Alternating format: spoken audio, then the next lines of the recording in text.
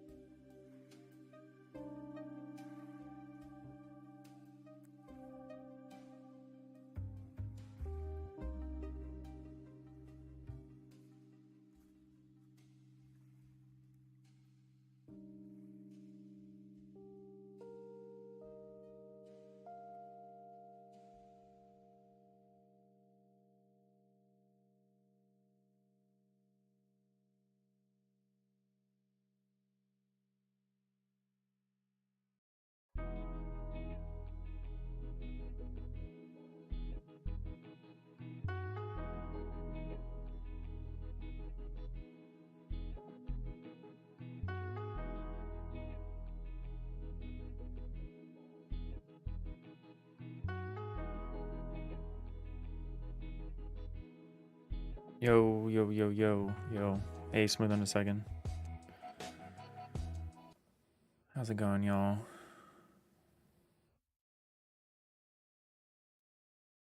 All right, new week, same problems.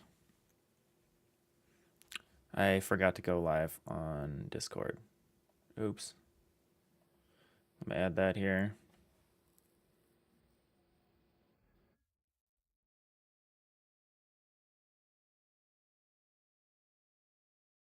How's everyone doing? How's the weekend?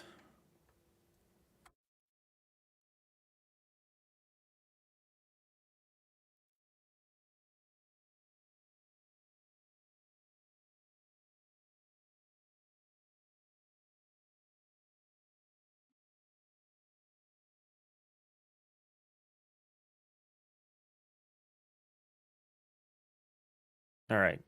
Go live notification is posted. Let's do some game dev.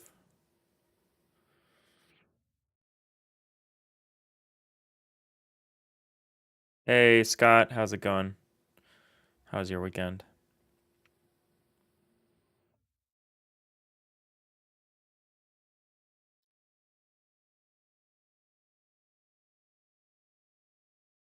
We left off in a really good spot on Friday.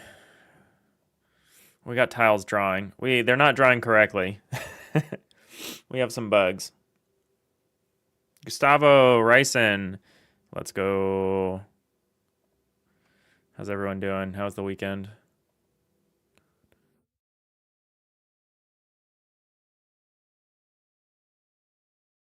All right, we're gonna squash some bugs today, and then if we have time, we're gonna start adding some features back.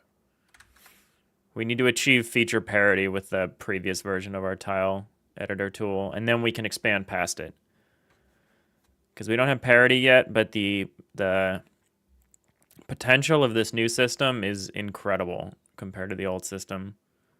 Potential of the new system is really high. Scott, not too bad. You're just tinkering away at the map editor. That's awesome.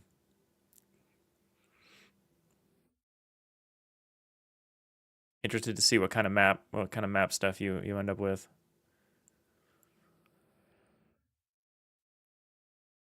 Diginanigans was showing off on the Discord their map editor tool, which is really cool.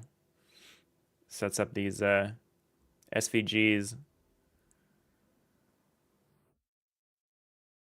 Look really great, really flexible for map generation stuff.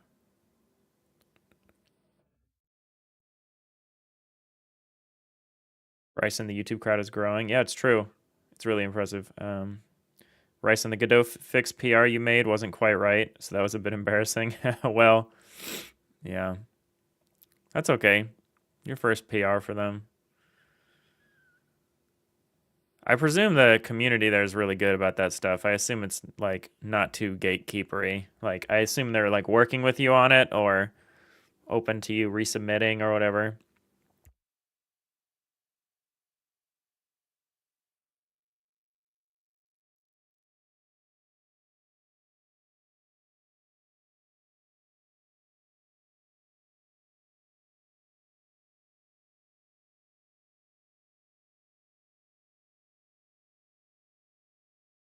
Sorry, I'm muted. Bryson, you were a bit off with how you understood some things to work. Didn't do enough checks to make sure it was fixed. Believe you've addressed it now. Well, that's good. So we have our little ghostly little tile. For one thing, I don't understand why it's semi-transparent. There's something we're doing. It's probably the block volume modulation we put on here, which we probably don't want. Let's look at the block volume script. Yeah, we don't want to modulate the area line layers. We just want to make them visible or not visible.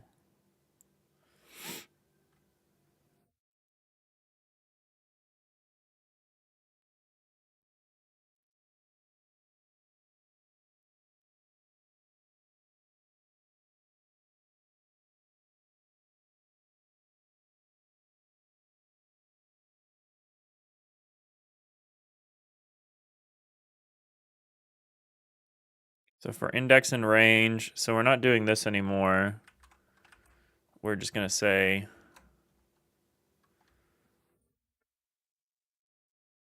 for index and range area count.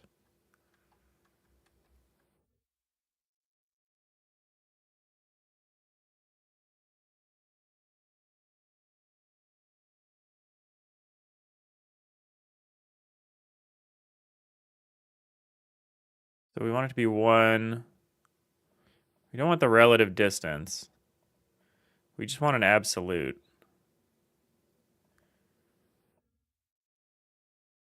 I actually don't know what I want to replace that with yet. Yeah, so far the community's been great.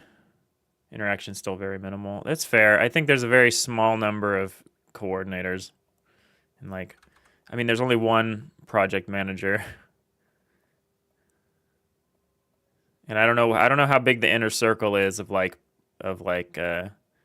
people like coordinating the pull requests and stuff. There's a very small number. The foundation only has like a handful of people that are like like full-time code maintainers. So I'm sure it's a slow process. Yeah, so we're modulating weirdly, but the bigger problem is that we're not drawing to the X face. This is similar to a problem that we had when we set up the original tile map layer, but of course, that was long enough ago that I don't remember how we fixed it. So we'll figure it out. The other thing that's weird is when I go beyond the limit, we're wrapping around, but only when I go just beyond the limit.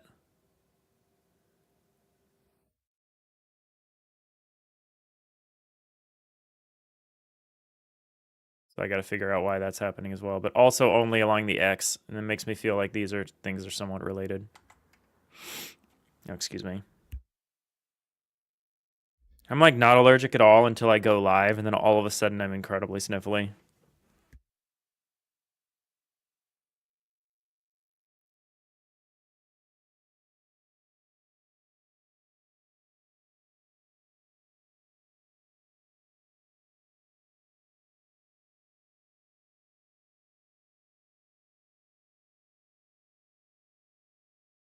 Just grab some allergy meds, so hopefully that helps. All right, so yeah, if we basically want them all to be solid unless they are less.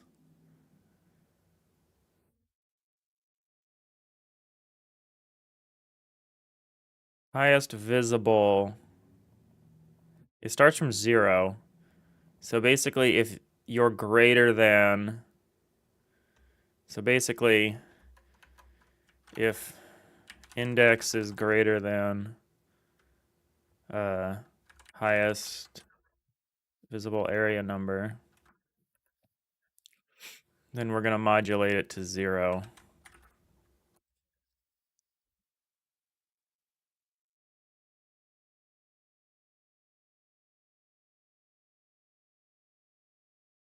I guess we don't need an if. We can just say,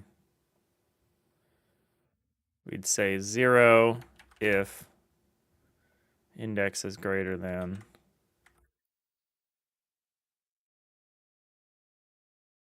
else 1.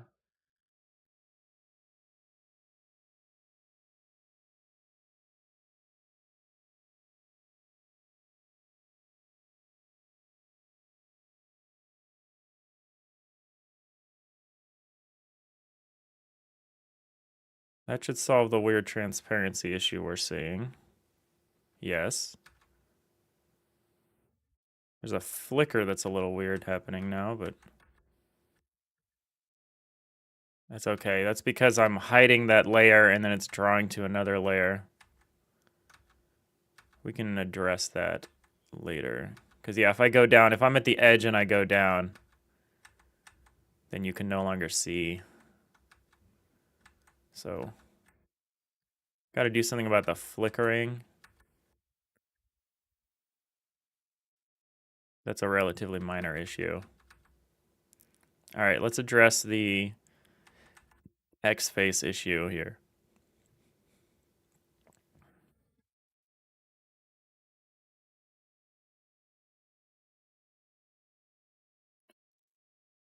So we're not seeing any at all. We're pulling from the same tile map layer, right? So if I go in here and I go in here and I go over here and I look at my resource, we're using this T-res. This T-res hasn't changed.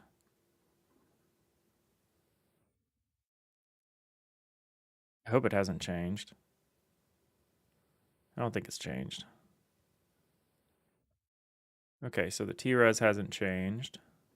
We're going to change the way we do that, the way the tile set works soon. I've been thinking about it a lot more.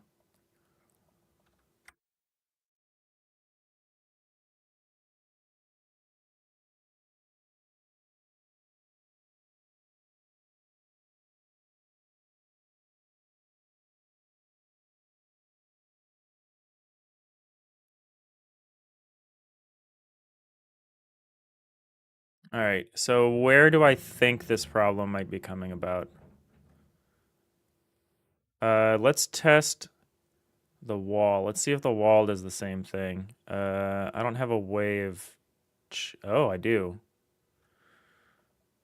Interesting. Oh, very interesting. Oh, so this works? Huh. I didn't realize I hooked up this UI. So the offset seems to be right, but there's no X or Y face for the bulk. There's no X face for the floor. And when I do the floor and the bulk, we get this crazy weird thing. Okay, okay. Still with an X face problem and something of a Z face problem, though that's actually not a problem. All right, this is interesting. All right, let's figure this out. So I think somewhere our constant that we're using for the block volume is wrong. For one thing, we shouldn't be using a constant. We should be using... Should not be using this utility max build volume thing. We should be using... We should load the comp. Should load the comp first. Then we say...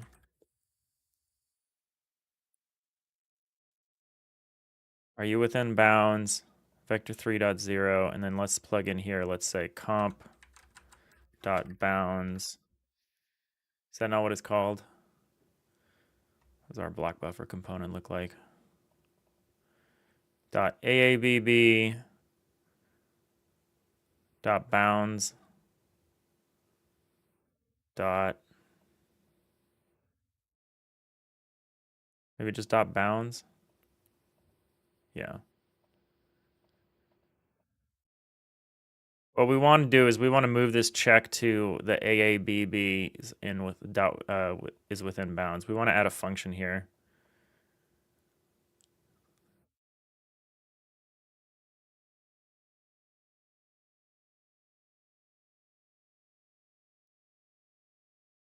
But I haven't done it yet, so we'll continue to do it this way.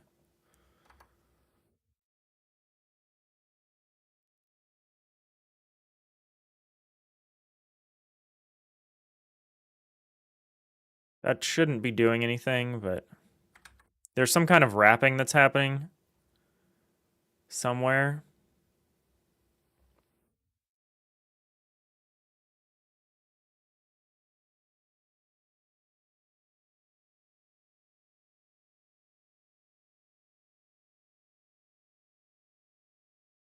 Similarly, there should be comp dot bounds, no, comp dot AABB dot bounds. That's the equals area. I want to remove all references to this utility max build volume. And it looks like I did. No, okay, it's being used here.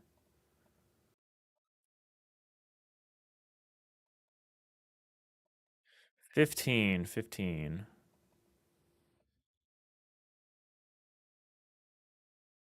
So is within bounds check do. Does it need to be less than? Okay, so it's less than.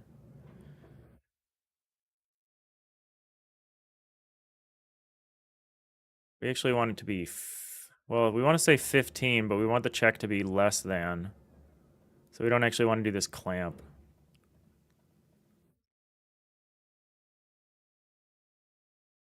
So right now we start with 0.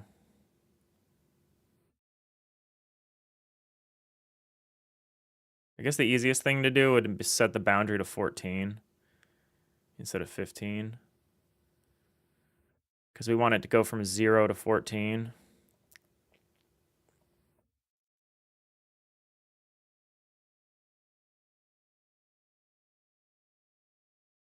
Ah. This is where we plug it in. Okay. So new AABB, max build volume divided by 2. Okay. So yeah, let's change max build volume to 14. Scott Hopkins, hello again. Hope you're doing well. I am doing well. I hope you are as well. We've got the Scots are all here.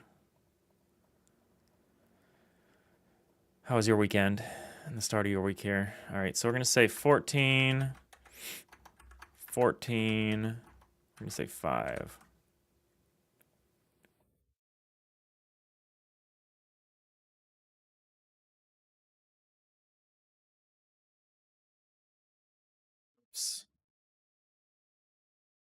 So used to running a specific scene that sometimes I do that now, and that's almost never what I want to do. All right. Did that fix this overlap issue? It did not. Oh, it changed it a little bit. So now when we get to the edge here, okay, so if we get to the edge here, we disappear. If we get to the edge here, we wrap. Fascinating. All right, let's figure out why that is happening. Let's double check the mapping here.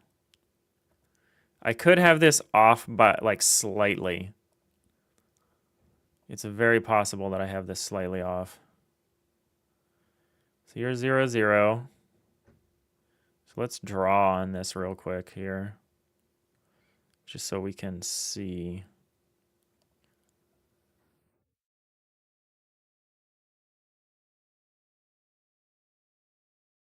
You're at 0, 0.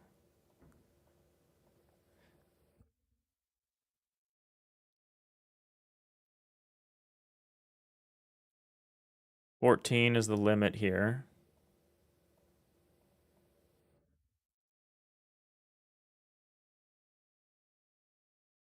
So we're going to save that real quick and then compare this with what we got here. Okay, so we're not exceeding the boundary in terms of the mapping, so that's good.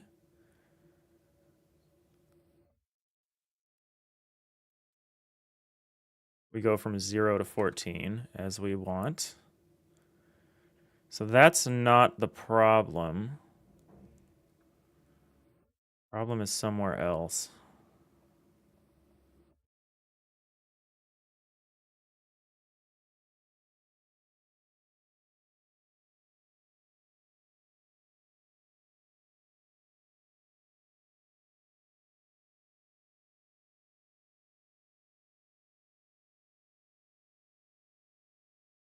All right, so where do we think this problem is?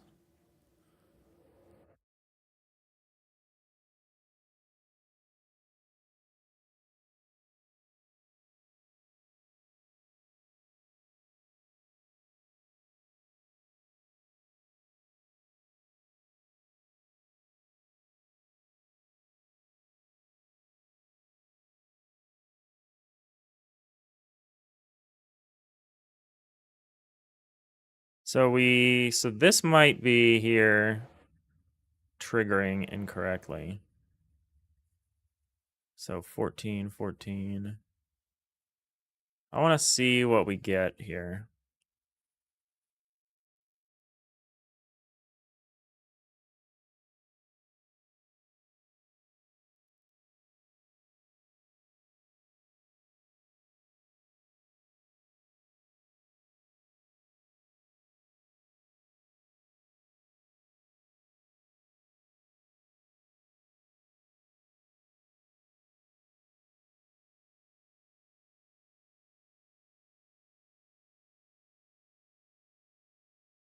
Fourteen, 14. Okay, so we are maxing it at 14. So we aren't exceeding the boundaries there.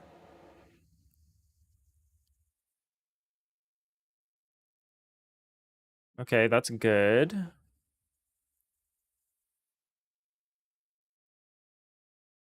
So maybe it's a rendering issue and not a recording issue.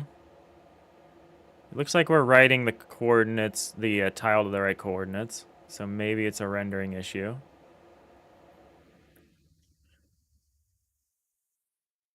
Now, how could that be, though?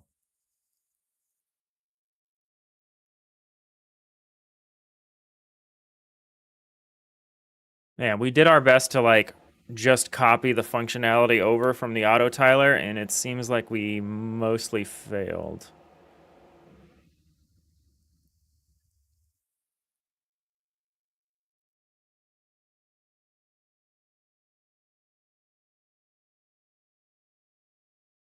Are we not getting the position index correctly?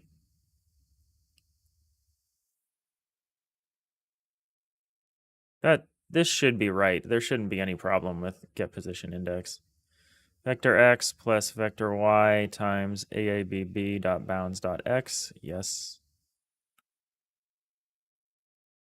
Although, wait, hold on. No, we're indexing incorrectly because we're saying vector y times aabb.bounds.x. This is 14, but there are 15 tiles in here. So our boundary. Okay, so I can temporarily account for this by doing this. But we really want a better solution than that. I need to rethink my idea of the boundary. I guess the boundary should really be something we can't reach. Like if we're at the boundary, we've gone too far kind of deal. So let's try that. Just as a stopgap to see if that's causing some of these issues.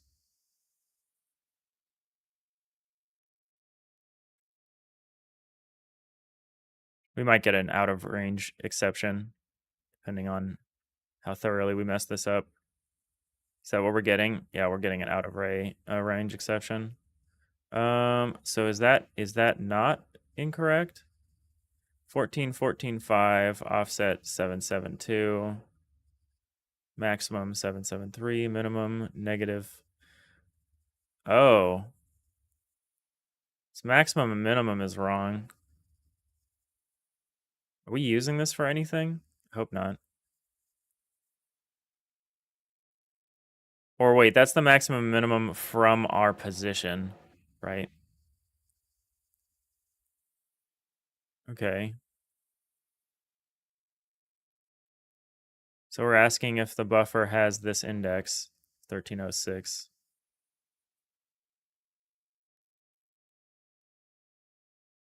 Does the buffer not have that index? How big is the buffer? Oh, it's 1306. Okay. So was I wrong? Were we doing the correct thing? Are we doing the correct thing there and not here now? So the end would be EABB.bounds with it. This thinks the end is 40.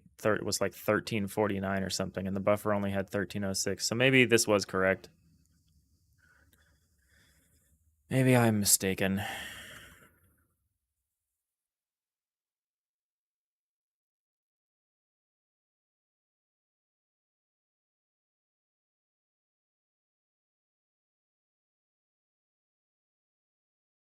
We remove.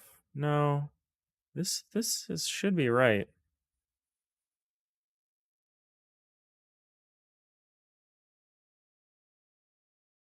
This should be the right thing to do if the bound is inclusive. Ryson, that is the max and min from the center, but you thought last week you said you moved everything to treat the back corner as the origin. From a tiling standpoint, the back corner is the origin, yeah. The max and the minimum is a way of figuring out how far, that's like the extent from like the position. I should phrase it differently. Because it's a way of like figuring out what's your maximum minimum offset from whatever position, whatever center position you occupy. Because that's how I've set it up here. I don't know if that's the right way to do it, but I have a bounds, which is just a vector 3. and you go from 0 to bounds, and then you have an offset, and the offset is whatever your center should be for the separate position struct. So like that's where you would put the position struct, and then so from this offset, you have a maximum or a minimum extent. I could name it something better, but we're also not using this right now, so it doesn't really matter. But yeah, maybe the bounds. Saying the bounds are 14, but the problem is that the grid is not 14 by 14, it's 15 by 15. I think we're making the buffer incorrectly. I think I need to change my model for the boundaries. I think the boundaries need to be exclusive boundaries. Because yeah, your area should be the result of boundaries.x times boundaries.y. So this should be 15 times 15. Because you start from 0 and you include 0. And you go up to the bound, but you don't exceed it. Okay, so we're going to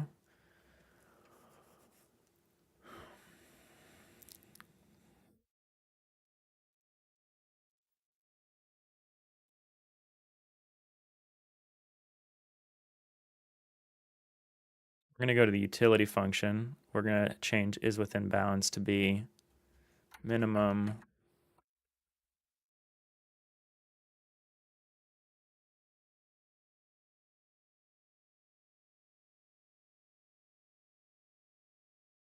We're going to do that for now. And then we're going to check to make sure we're initializing the buffer to the correct size, which is we almost certainly are not doing. Yeah. So this needs to be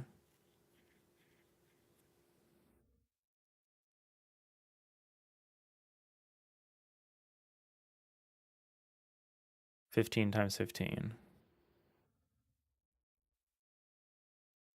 times 6.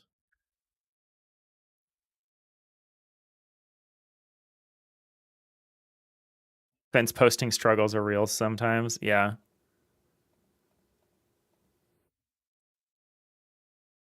Well, I'm kind of taking a shortcut where I'm like using the boundary number to determine like to calculate the size of a thing.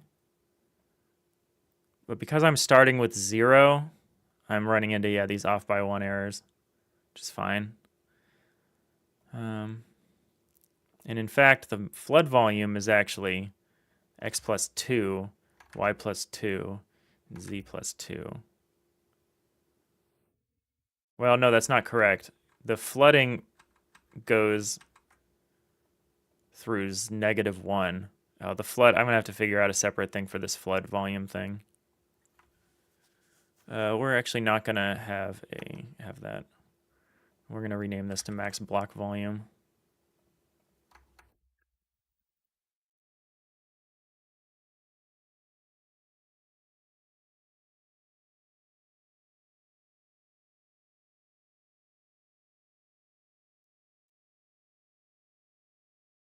I think the system that I have where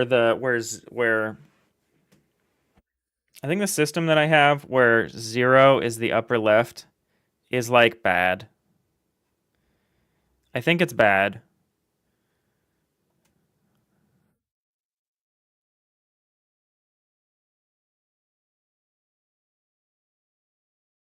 And I think it's bad because it can't account for things that are on like the negative side of it. But you also can't see that side of it as long as the tile map is always view specific. Because the tile mapping coordinate system only matters for stuff that you're drawing. So it's fine if something is on like the back face of the thing, because you can't see it. Well, maybe you can if you're moving through it like a transparent or like a, yeah, I might change that. I might go back to having 0 be in the middle. The thing is I want it to generally support uh, off-center blocks and blocks that, or volumes that aren't odd. I didn't want to always have an odd number of spaces. I wanted to support even spacing. And I guess I can still do that. And not even spacing, even lengths. So there's no real center tile. I can figure that out.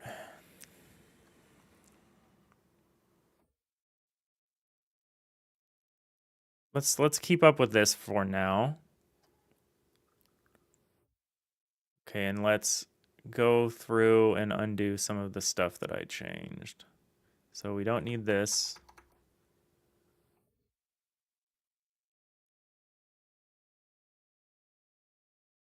We're not going to add one. We're going to do that. And so I corrected for it in the is within bounds section. So here we're saying our bounds is the max block volume, and our center is max block volume divided by 2. And that's fine.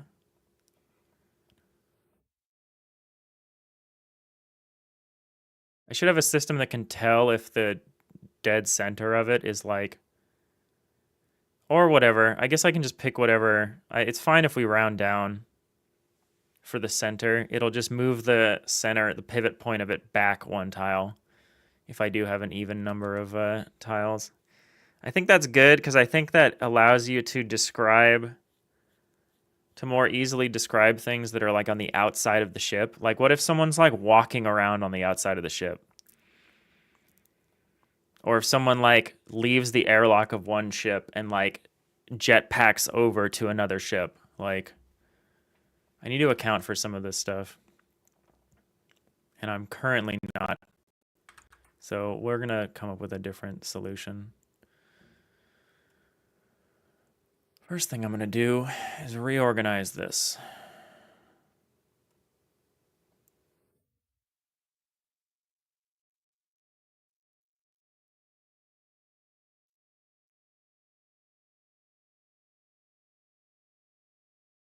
There we go.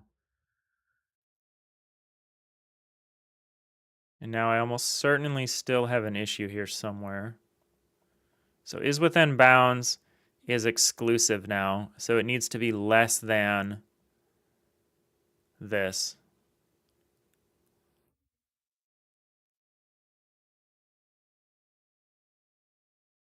That might solve some of our problems.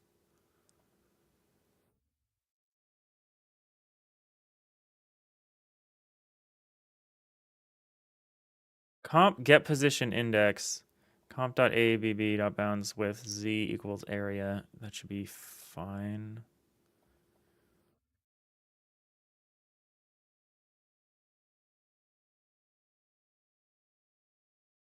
Okay.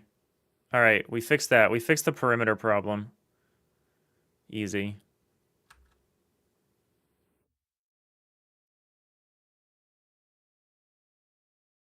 Now let's solve the mystery of the disappearing faces.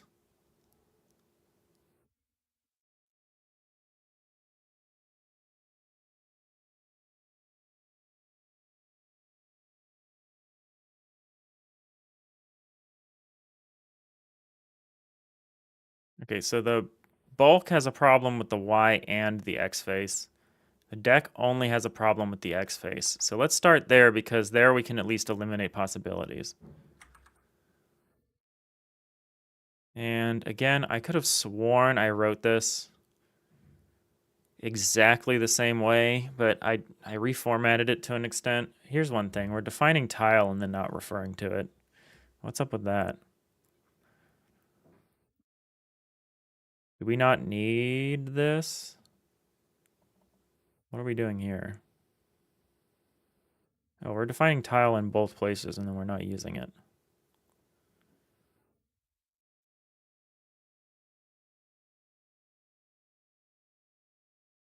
Are we making the tiles down here? Yes. Okay. Is there a reason to do this?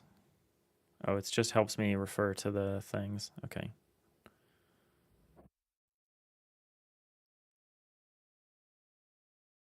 So we don't need that line anymore. That's good to know.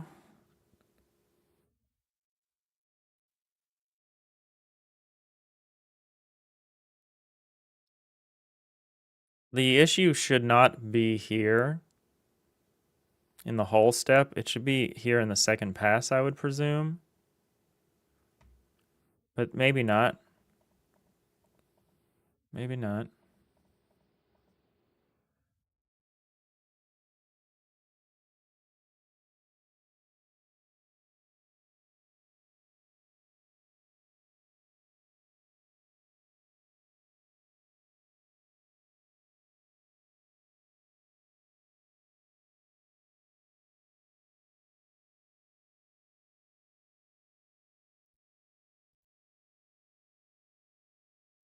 Let's just debug this. Debug.writeLine tiles key.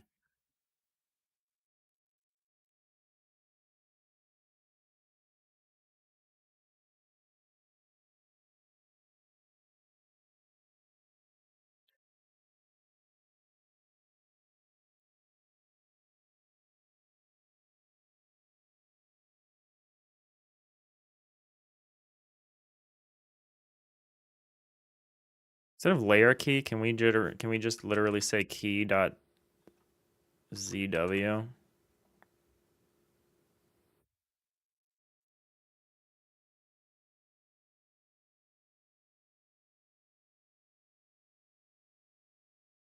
Hagen17, hello. How's it going?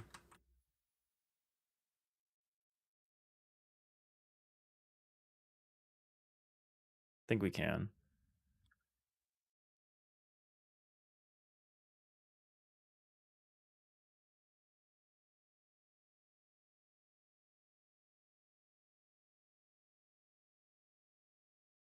You need some help?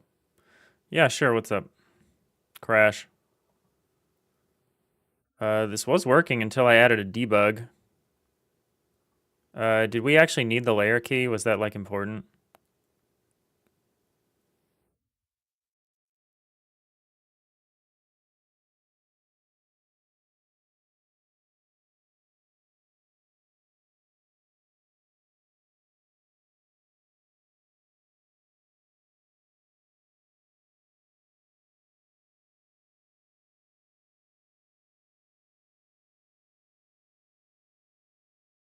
You want to learn how to code and you're interested. You don't know where to start. You want to learn Python and C++. Cool. That's awesome. I actually did just recently learn about a resource for this. Roadmap.sh. Throw the link in the chat here. This has like, you can do role-based roadmaps of what to do, but it's also got skill-based roadmaps. So you can be like, I want to learn how to learn Python. I want to learn how to use Python. Well, here is a path to learning Python. And it also has like some directions you could take it after you're done. But it's cool. Each one of these things is like, got links, free resources. It's also got specific stuff. So you can learn about specific things as well as articles to read. It's a really cool central thing. I was looking at the C++ one the other day myself, honestly. Oh, thank you for the follow, Kagan. Yeah, the C++ one is pretty involved, but I'm kind of interested in this.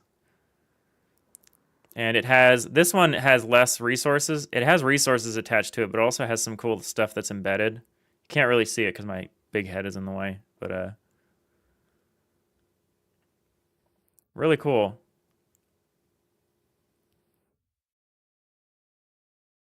It says find the detailed version of it here.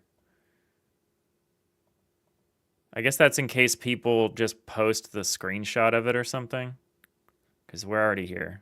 But yeah, this seems really cool. It's got some complex stuff in here.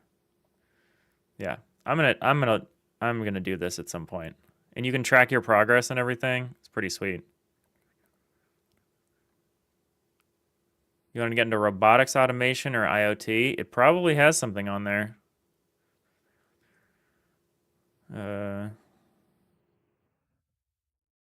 Seems like more software oriented, but you can definitely approach the software side of it. It doesn't look like it has anything as far as like robotics, but that's like a kind of different thing anyway. Engineering manager? I don't know.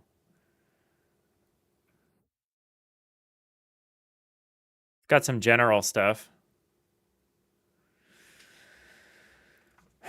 Ryson. I could have sworn I copied this exactly the same way. I know, right? Could you break the GD script side up into functions and call them in the C# side so you can A/B test the C# portions? Like replace parts of the C# side you aren't sure about with the GD script side you know works and see where the differences are. Probably too much work with too little reward. Yeah, I mean, if it really stumps me, maybe we look at something like that.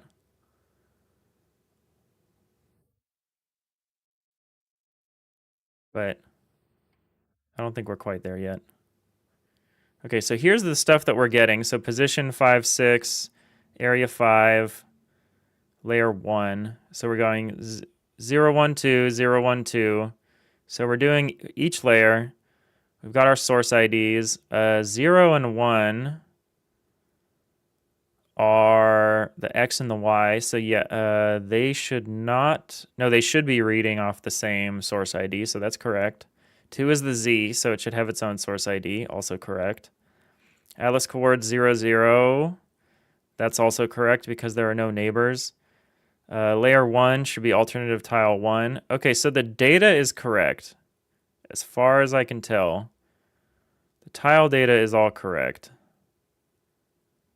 But it's not rendering. So that's interesting. Do we not have that crash anymore? Yeah, what is this crash? The given key 55 was not present in the dictionary. Okay. Add each layer's tile data. So 55 was not in here. Counts 55.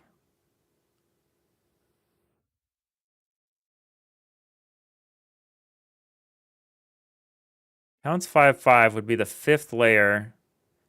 That's the 5th layer in the 5th area. Maybe I'm just not, maybe I did mess this up by doing ZW. How do we store this? So key, I might be messing up some of the key stuff. Any recommendations for robotics? I don't know anything about robotics. I did like Lego robotics when I was a youth, when those things were like brand new. And they were really simple, like the little line following stuff and like some of that stuff. That was cool. But no, I have no physical aptitude for that stuff. I did woodshop. I was a woodshop TA. So I'm kind of a Luddite when it comes to making things. I would love, if I had some more space, I would love to get like a 3D printer and start playing around with some stuff, like physical things. But I'm in a very small studio apartment, so I'm kind of just all software all the time. What about AI? I also don't know anything about AI. There was definitely AI resources on that roadmap website. That roadmap.sh. AI engineer, brand new. They just added these. They did AI and data scientist, AI engineer. Brand new. Looks super detailed. I would really check this out more than anything else. I haven't done anything with AI. I'm a bit skeptical. I'm somewhere between skeptical and like upset about AI. I've never typed a prompt into an AI, into a generative AI system ever. Unless you count Google search. Because Google search just feeds their LLM now, which I'm a little bit upset about. Like, there's no way to not get an AI prompt back when you Google search. Gemini just is like, oh, let me help you with that. And I'm like, no, Gemini, you're an idiot. I don't want, I want to listen to an idiot. If I'm going to listen to an idiot, I want to listen to a human idiot. Oh, Sorcery Story is raiding me with a party of 49.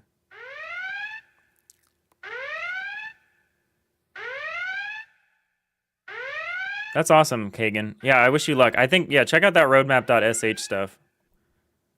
Welcome, Raiders. Welcome to the stream. This is Digital Iliad. We're working on an isometric 3D FTL-like game, like FTL Faster Than Light. How's the stream, Sorcery? Oh, hey, Johnson. How's it going? How's the new year been treating you?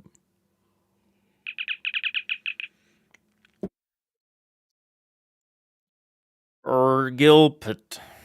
RGILPT. Thank you for the follow. Appreciate that. How's everyone doing? Yeah, no worries, Kagan. Thanks for hanging out. Solar Labyrinth. Pax Flora. Welcome, everyone. Welcome, everyone, to the channel. Wow, big raid here. Big raid. What have you been up to, Sorcery? How was the stream?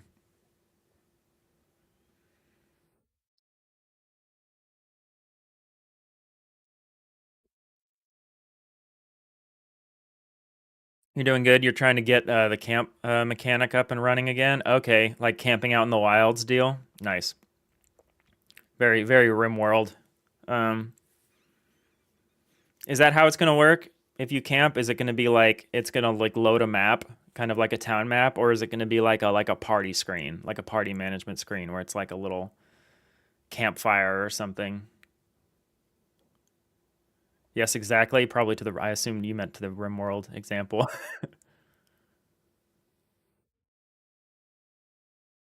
Oh, you're gonna have characters moving around and such. Yeah, that answers my question. Petrix18, thank you for the follow. Anyway, to kind of give an example of what we're working on some tools. We're working on some 3D tools to build these like little 3D sets, these little isometric 3D sets, and to fake the 3D using 2D tile maps, which is a little tough and tricky to do in Godot. So we kind of have our own tool to do it. This is the original tool.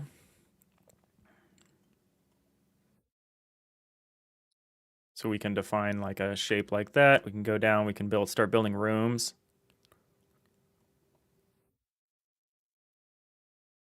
The system can tell if a room is like inside or outside. So it can tell if I like punch a hole through this, it's exposed to the outside. So we could keep going down further. We've got this big auto tiler in this 3D tool we're working on. We can rotate the map. Could add some doors. Doors would be nice.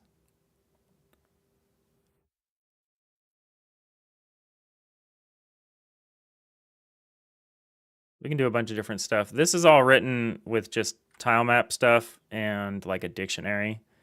So it's really simple. It's very cool, thank you.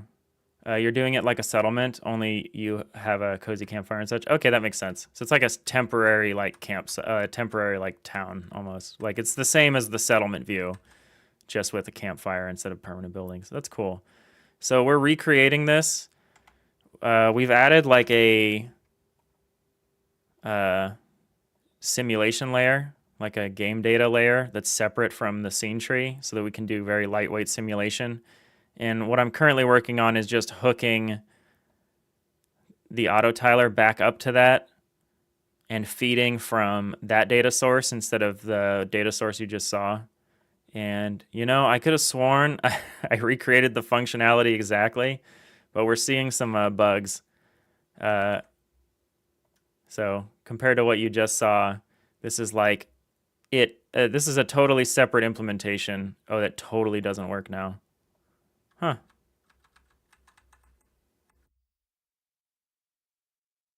Well, that's something. Key not found. Okay, I made a change, and that change was presumptuous. I was like, I don't need this. As one does, yeah. I definitely copied it over from Godot, from GDScript to C# exactly as it was written. So I substituted a layer key that I was defining only for this line, and it is not happy with this. So key.zw is not the same as what I had here before. So layer key was tile. So let's substitute layer key back here. I didn't think I needed this. That layer key tile area and tile layer would be exactly the same as key.zw, but okay.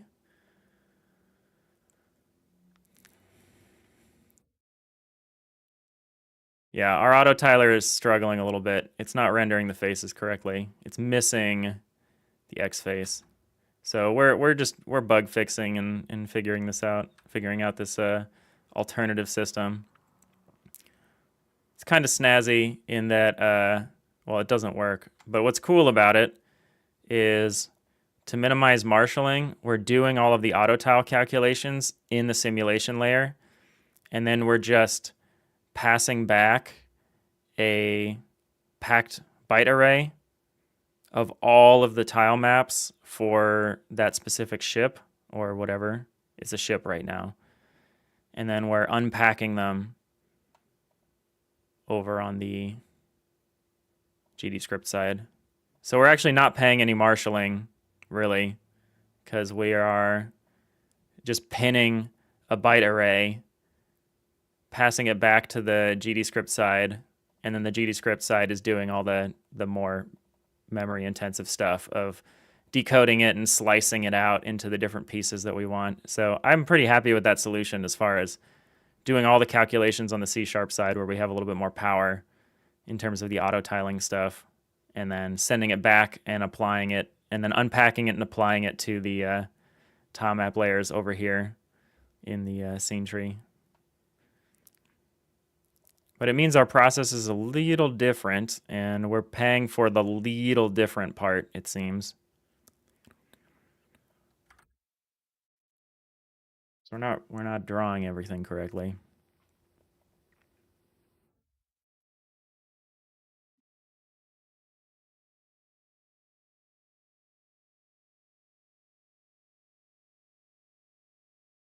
So we have to figure out why.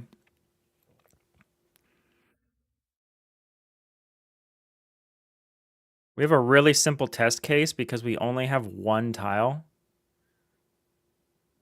Like there's only a single tile that we're drawing, which is the preview tile, which is the tile that's where your mouse cursor is.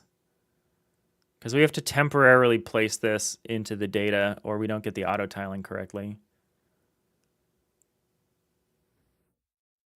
We could probably come up with a different way of doing that. But the easiest way to do that is just treat it as a permanent tile for like the time that the cursor is over that node or cell. So yeah, so I'm scrutinizing the data here, and the data is like pretty much correct. We probably shouldn't be doing this every frame. It's probably too much. Should probably just do it when we detect a change. Yeah, we're just using the top layer area. We're doing layers 0, 1, 2 because we have a layer for each face. That's how we do this. So we have layer 0, layer 1, layer 2. Source ID 889. That seems correct.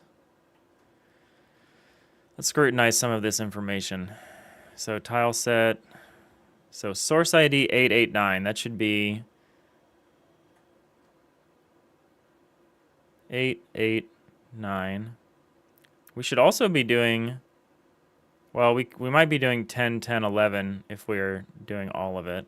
Let's actually test that real quick. Yeah, we definitely shouldn't be doing this every frame. I need to add something that only runs this when it actually meaningfully changes. That would make life a lot easier. Oh, we got ads coming. Thanks everyone for hanging out here if you came over from the sorcery raid. And thanks again, Sorcery, for the raid.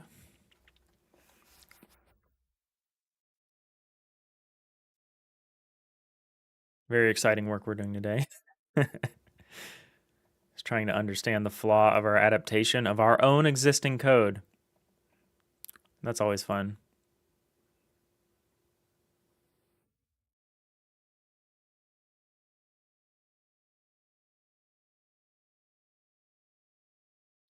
So what are we gonna do?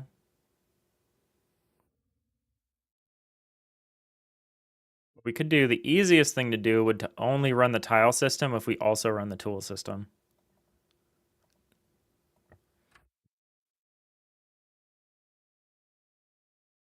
So we just run the tile system anytime we run the tool system. That's like the simplest way to do it. We're not going to change that. It's like invert this if statement. It's like, no, don't do that.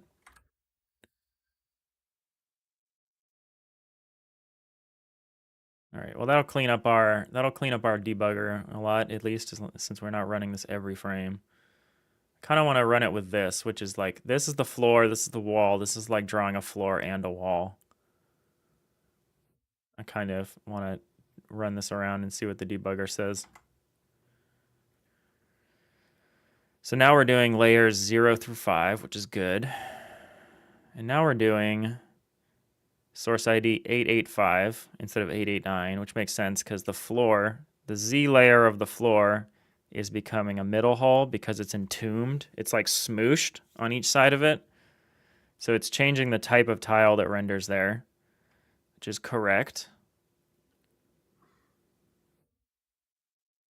So we're just getting 6 tiles for one 3D cell block. I don't know what you want to call it, just a block. So a 3D block generates 6 2D tiles, which is correct. The area is correct. The position is correct. The source IDs are correct. The atlas coords are questionable, possibly. Let me check these.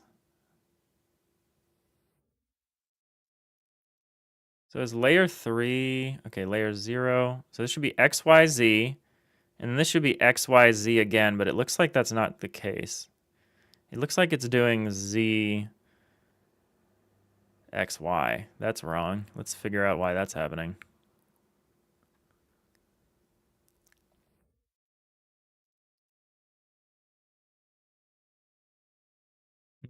Okay, so source ID 10, 11, 11 for 3, 4, 5. So we got 10,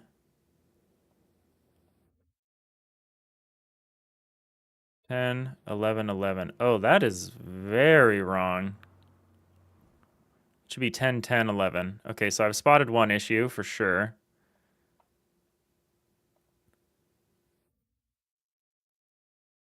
Should be 10, 10, 11. 885 is correct. So there's something wrong with our source ID calculator here. Where do we do that?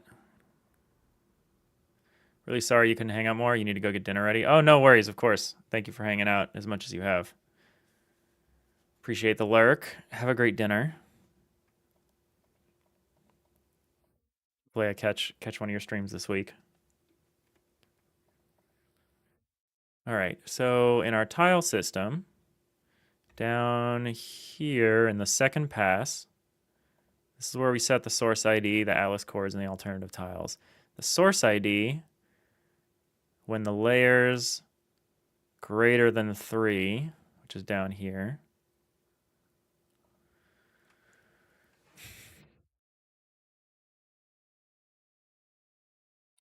All right, do you hear that? Do you hear that, sorceries degenerates? She's telling you to behave in this chat. You better be careful. I have a ban hammer, and it sounds like this.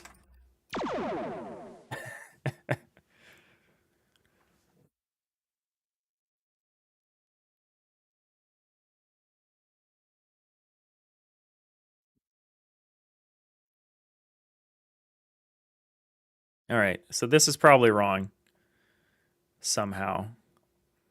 So source ID is an int cast of the whole enum times 4 plus 2 plus 1 if it's a z-axis and 0 if it's not.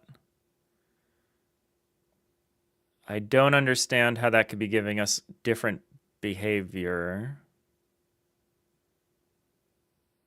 How do we know what the axis is? Oh, we say axis is axis tile.layer divided by 2. Oh, we might be having some kind of truncation deal. Normally, I previously assigned the axis to the layer because the layer used to be a node. But now the layer is just an index. We don't really assign anything to it. So I might be calculating this wrong. Up here, where we're calculating it correctly, you cast the hull to an int, multiply it by 4, and then you just add, if the axis is z, you make it 1 or 0. Okay, so we are running into an issue. Because 5 divided by 2 is 2. And 2 is the z. But, additionally, 4 divided by 2 is also 2. And that's the y. Okay, so that's one of our problems. So it's not just tile.layer divided by 2. It's a little more complicated than that.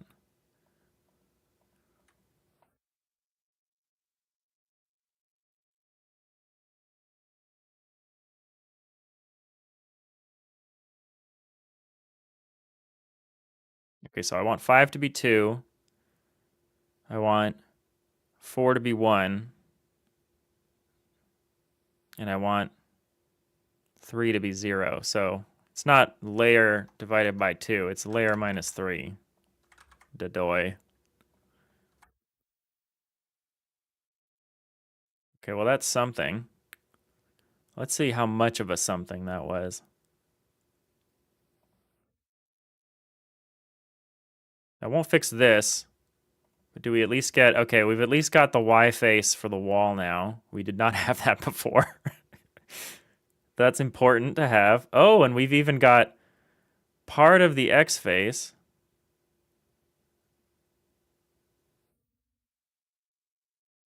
But it's... Is it semi-transparent or is it just have a weird index? Looks like it might just have a weird index. Why is that happening?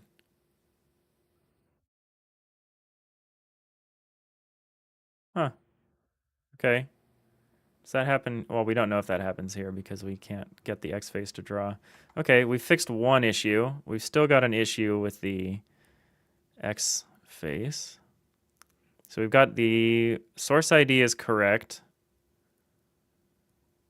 The atlas chords jump down to just being 0 again, which is a little weird. Oh, here we go. All right, I want to know what 0, 0, what atlas chord 0, 0, 2 is. Excuse me. So 0, 1, 2, 3, 4, 5, 6, 7, 8.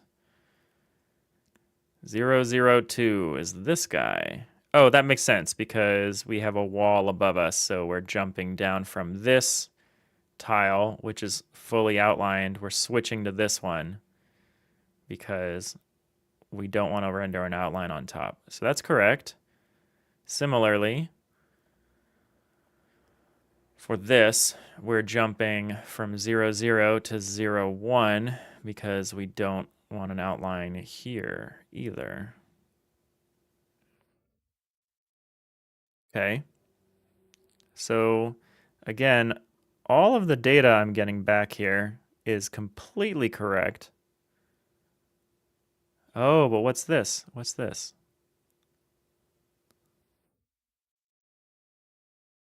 Okay, that's not it. So it should be the same position for all 6 of these, and it is. Same position, different layers. Maybe I didn't set the layers up correctly. That would explain some of this. Not a lot of it, though. It also doesn't explain why it's just straight up not drawing. Like, why is it only drawing the alternative tile and the roof? confusing.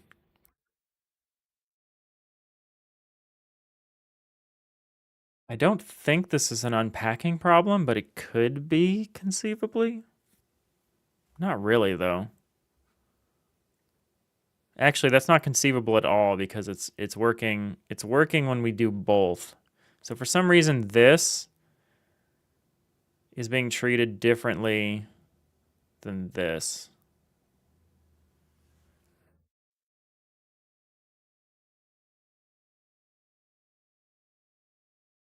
See if we can spot the difference.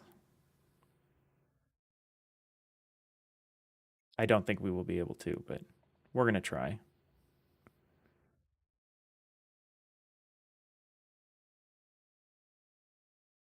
10, 10, 11, 10, 10, 11, 10, 10, 11. So source ID checks out.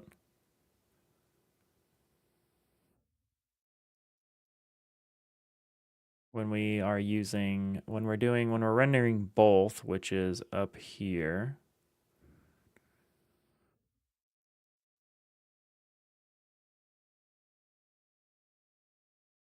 Where is it? Up here. Here we go. So we switched to 885. So we switched from 10, 10, 11.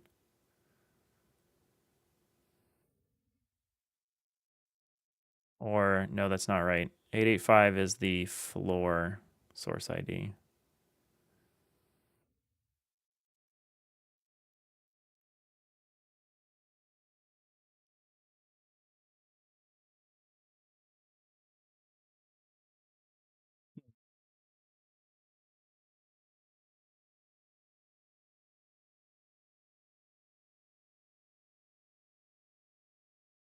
Eight, 889, that's correct.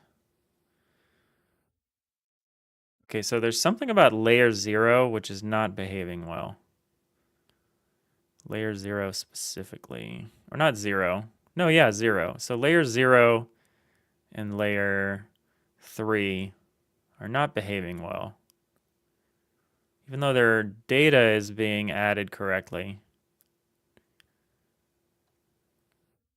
You know, I could run the game and then go into the remote tree and try to scrutinize the tile map layers themselves. That's an idea. See if we can do that. So let's leave that there. This is going to be kind of hard to do. Alt-tab to this. I don't think this is going to work.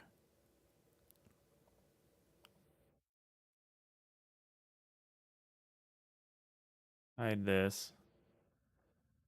Oh, Lord. Area 5. Deck layer X.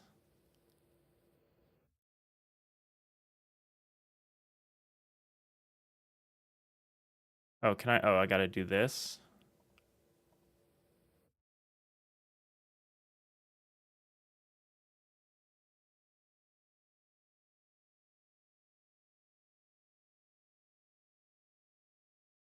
Is there somewhere I can see the actual tile map data in here? Probably not.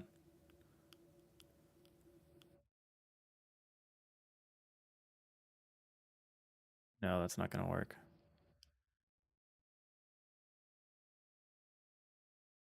Okay, yeah, the remote's not going to help me.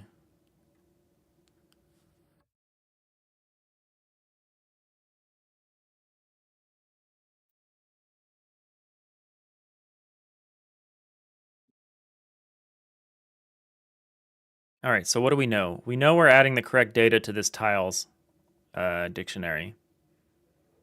We're satisfied that that's the case. What we're not clear about is what happens after that. I'm kind of suspicious of this layer key thing I did. Because tile... So when I say tile is just new key... Oh, was this not in the loop? No, it is in the loop. So tile is just new key. Key is the whole collection keys that we defined earlier. Those are all correct. Up here I call it the position key. And that's our relative position.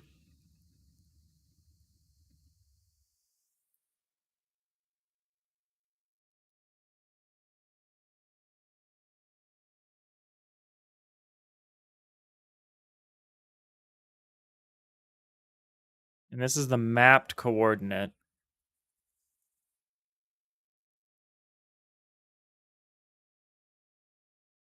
Game.view.angle should be 0. Am I setting this to something? Game.view.angle. Let's see if I'm setting this to anything. I shouldn't be. It should start as 0.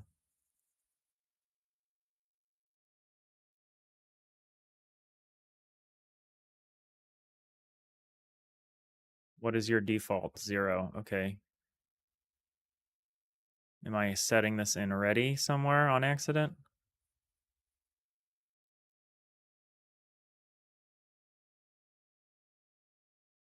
Oh, I don't even have a ability to do this. View system, are you changing things? Yeah, you are. But we're not sending that command, so should be fine.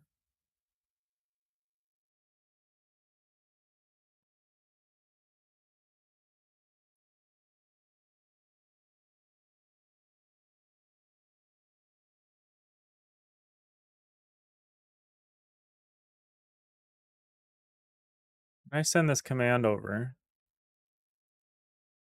Do we not use this? We use this. Is there an issue with this?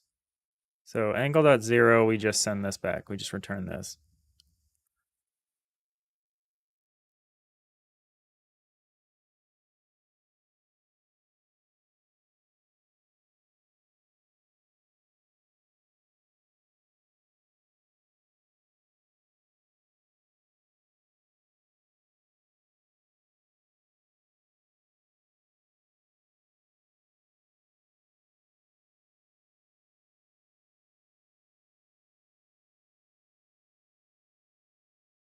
That's all fine. So we're not bungling it when we move it back and forth from camera space to world space, which I should probably just change how this works.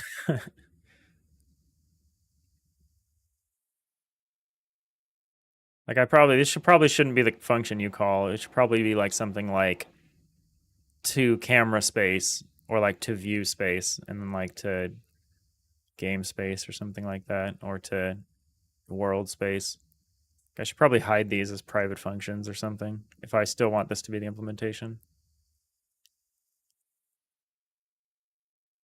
I should have like a game dot to view space or something like that, or to camera space or something, because it's super confusing how I refer to that, the angle changes.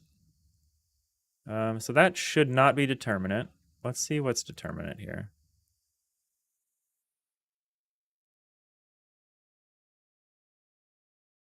Where'd my tile system go?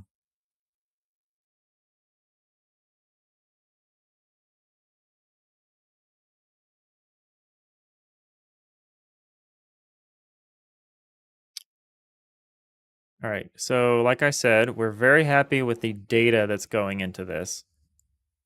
What's concerning is a number of things. The fact that layer key is not equivalent to key.zw is a little bit scary. Because key.zw, so where's this key? So how do we find this key? So position key is a new relative position and then layer. Make sure I set this up correctly. I don't see how I could mess this up possibly. So vector x, y, z, and value.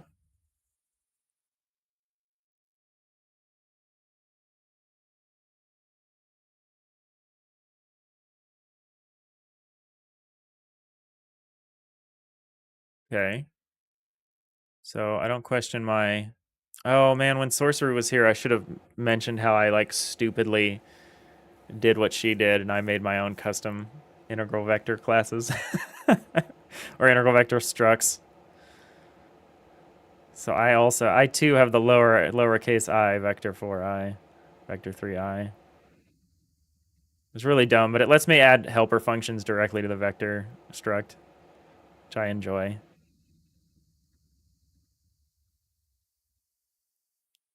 Okay. I'm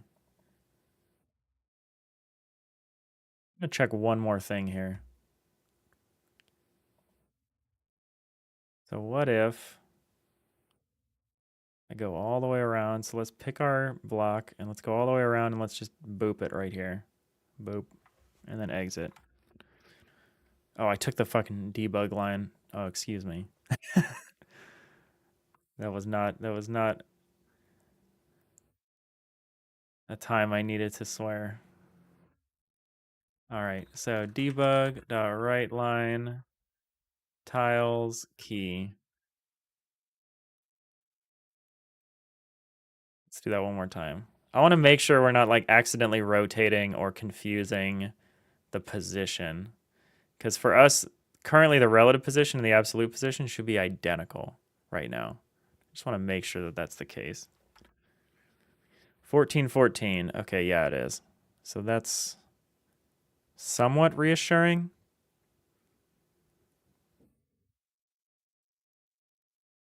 Earmuffs, yeah. My ears.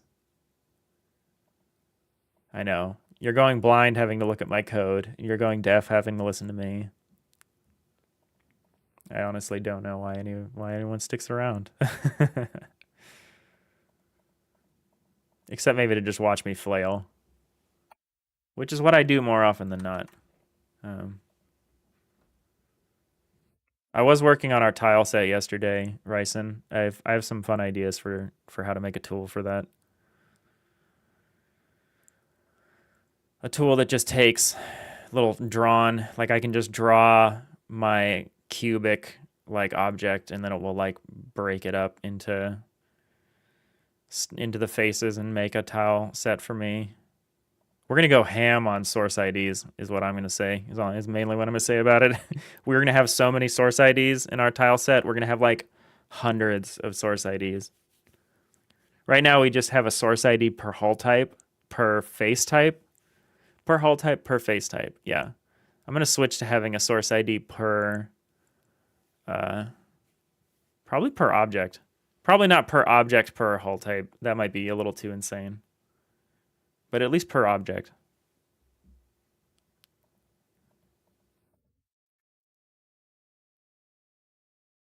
I guess it would be per object per face in the object, per face type, something like that.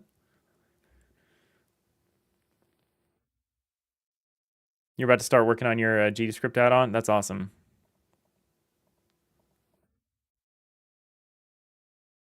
Have you like evaluated the like built-in Godot way of doing the isometric stuff? Because like I only looked at it long enough to realize it was like not for me for the specific use case I had, but like I really didn't spend a lot of time beyond that. As soon as it became obvious that it was like not adequate for my system, I just kind of abandoned it. Didn't really look that much farther. Like if I wasn't auto tiling things, I think it probably would have been fine.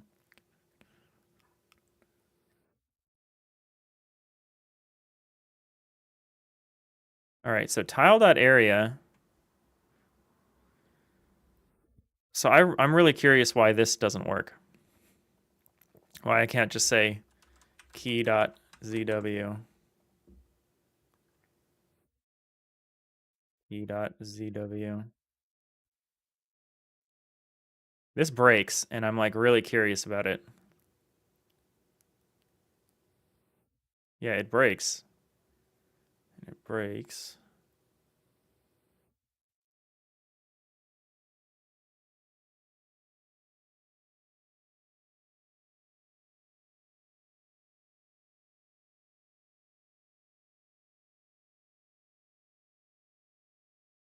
Fascinating. Let's go up here. Name key does not exist in the current. Yeah, that's fine. Let's put a breakpoint here and do this again.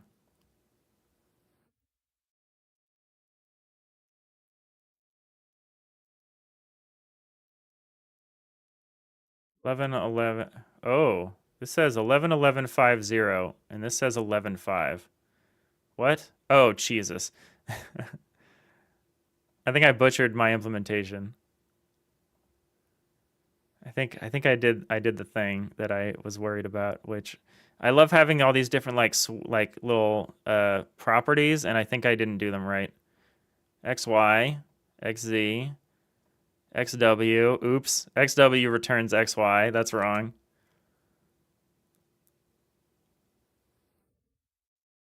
YZ returns YZ. YW, oops, returns YZ. Uh-oh. ZW returns YZ. Uh-oh. Uh-oh. To be fair, I did this on the Christmas break. I made these. It was like 1,000 lines of code, mostly documentation. XYZ is XYZ. XYW is oops, XYZ. Uh-oh. XZW is XZW. Okay. YZW is YZW. All right. You love to see it. Well, that explains why that wasn't equivalent. I'm just going to double check those over here. Where are they? XY is XY. XZ is XZ. YZ is YZ. Okay. Beautiful. I might include more options later.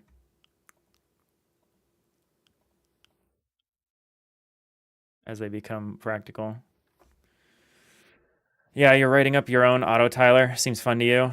You have ideas for using a socketing system that wave function collapse uses? Ooh, that'd be cool. You suspect terrain sets are using something similar. You intend to look at it. How they do that under the hood. At least you're finding the bugs with the swizzling right away. You probably would have sat stumped and looking somewhere else for a good while. I'm good. I write such terrible code that I've gotten pretty good at debugging it, It's one of those things. I'm pretty good at drawing a line in the sand and being like, the problem is on either this side or this side, and then you just pick a side and you look that way for the problem, and then you come back and you pick the other side and look that way for the problem. Usually, it's best to look upstream for the problem from some known point of failure. But yeah, then you got to jump around and just guess which side of the problem, which side the problem's on.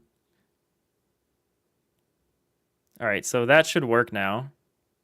So we shouldn't see that particular error anymore. Okay, that's good. Today's bug fixing day, so we're pleased with that.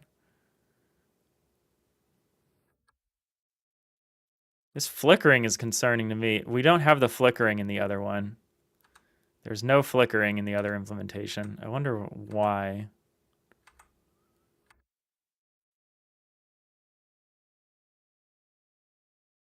We also don't do the modulation this way, though. We're changing the way we do the modulation, where we actually just change what tile data we send over, whereas previously the way we do the modulation is like literally with the modulation on. Well, no, I guess that's not true. We are doing modulation. We're modulating the node, the overall node, rather than the tile map itself. We're modulating like its parent node. All right. Okay, so the problem's not here. Problem is somewhere below this.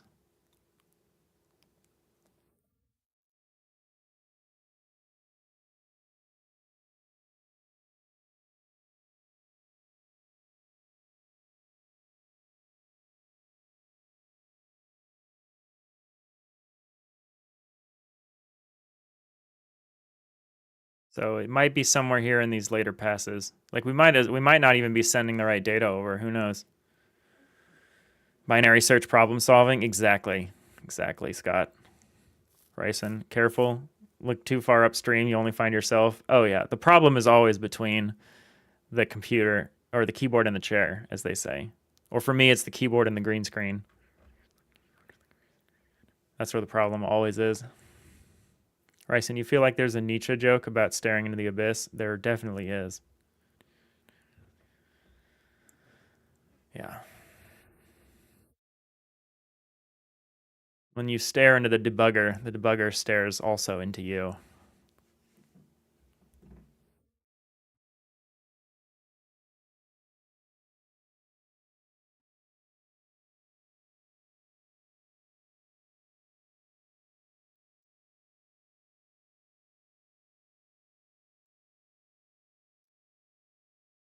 That'd be a good tagline, debug yourself. Ryson, for you, the problem is always between the left and right ears. Oh, yeah, yeah. I mean, so often the problem for me is that I don't do what I thought I did. So I think that's a problem with like the implementers, the implementation side of me. Or I just don't type what I thought I typed. In which case, yeah, problem might not be in the brain. It might be in the brain stem. I don't know. It could go down, go further out. All right. So where could the problem be if it's here? So we get our layer data as a list of U shorts. And if there is a problem, why is there a problem only with source ID 0 and 3, aka layers 0 and 3, aka the X faces? And more interestingly, why is there a problem with 0 but not 3 if we're drawing both of them? That's very strange. Because we're satisfied that the tile data is correct, or the block data is correct. We're satisfied that the tile data is correct, at least as we generate it, but it might not be getting passed down correctly. So layer key, tile.area, tile.layer, that is correct.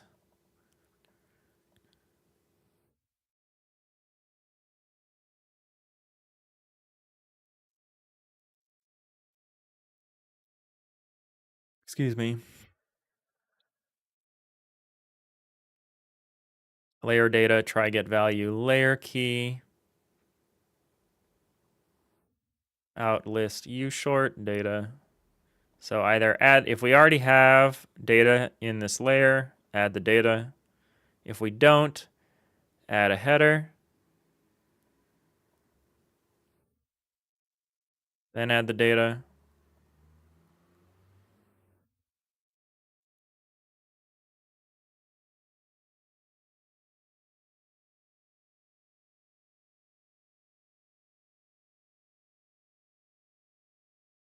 This is a little awkward, but I think this works because data is a list.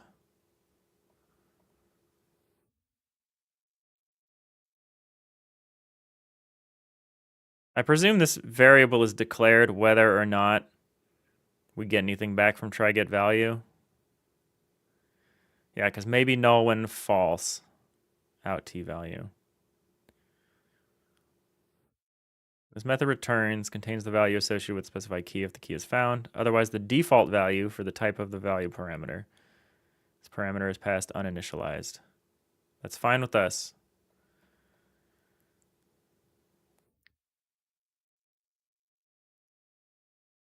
That happens to you too, Scott. Yeah, I believe it. Ryson, you've got some merch ideas? yeah, debug yourself. Go debug a tree. Or a rock, whatever the Star Trek joke is. Go debug a rock. Check yourself before you throw, accept yourself. That's pretty good. That's pretty good. Catch X me outside. These are good. I mean, they're terrible, but that's what makes them good. So either way, so wait, hold on. Data.addRange tile, data.addRange tile. What? What?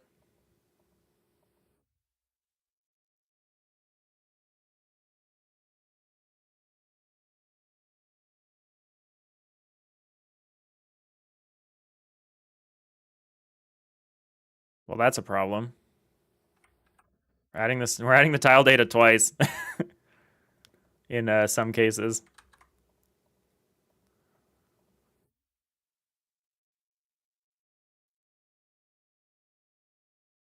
We could say if not tile data dot, we could do this a little differently. We could say this and then say that.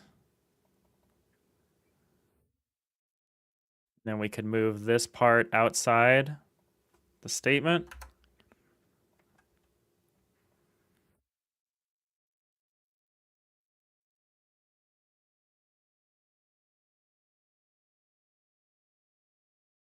Oh, I see. There's a bit of a problem here.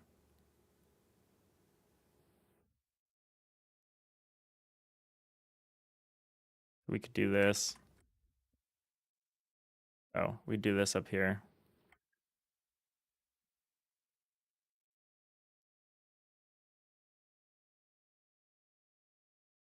Does this work?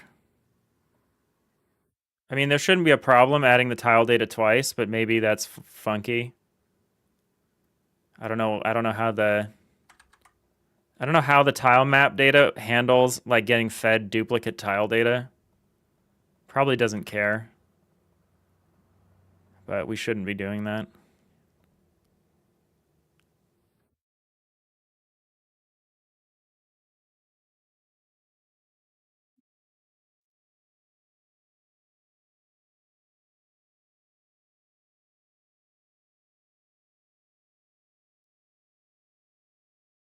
Okay, well that's something. Let's try something.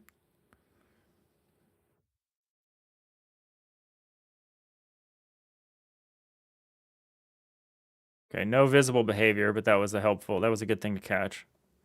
This is what's got me really shook. Like, it'd be one thing if just the X face never renders. Like, it doesn't render for the deck by itself. It doesn't render for the wall by itself. But if there is a deck and a wall, and a bulk, I should say, I should be consistent with my naming conventions. There's a deck and a bulk, the deck being the floor, the bulk being the wall. The bulk renders, the bulk X face renders, but it renders weird. It renders at like a very low Z index. I should probably go check my Z indexes in the block volume, or in the block area, I should say. So, what's your Z order? So you're 0. You're also 0. Do you all have Y sort enabled? Yes. So you're all 0. Okay, good. You're 2. You're also 2. And you're also 2. So that's good. And do you count up? Because y'all should count up. Ah, y'all don't count up. 1, 2,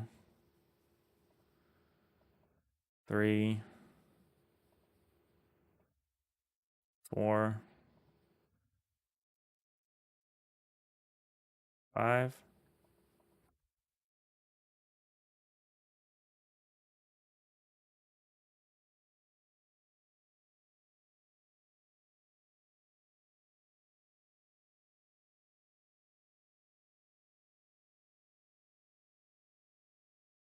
Would these be 1 instead of 0?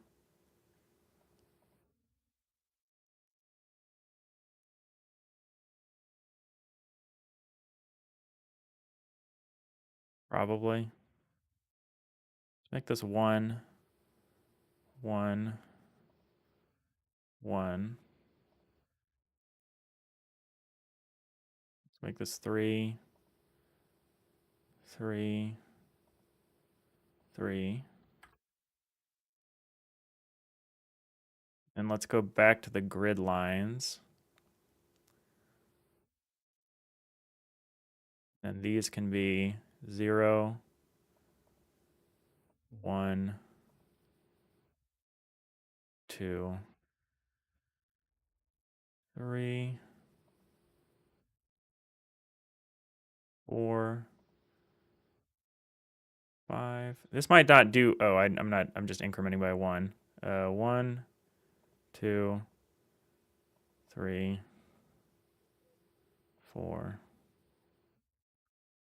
5. This isn't going to do anything except potentially fix our weird little line layer bug, where the line layer is being rendered over the tile for some reason. If it doesn't fix it, we have an interesting problem. Okay, it did fix it. You might have fixed it a little too hard, actually. It did fix it too hard. So we want to bring y'all back down to 0. Hank Pank, whoa, Godot. How's it going? How's it going, Hank Pank? Welcome in. Yeah, we're doing a bunch of tile map stuff. We're doing some isometric tile map stuff in Godot, which can get a little tricky. How are you doing? All right. Scott, oh, sorry. I missed some stuff on the YouTube side. Ryson. The Z is going to be relative to 2, so going to be above 2, above the, yeah. Yes, that's why we count up from 0.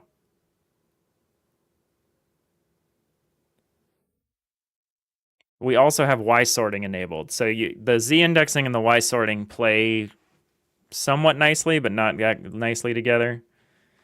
Scott, any chance you've got some sort of occlusion code based on what rows are in front? Almost seems like it thinks something is in front, so it's not bothering rendering. No, it does not.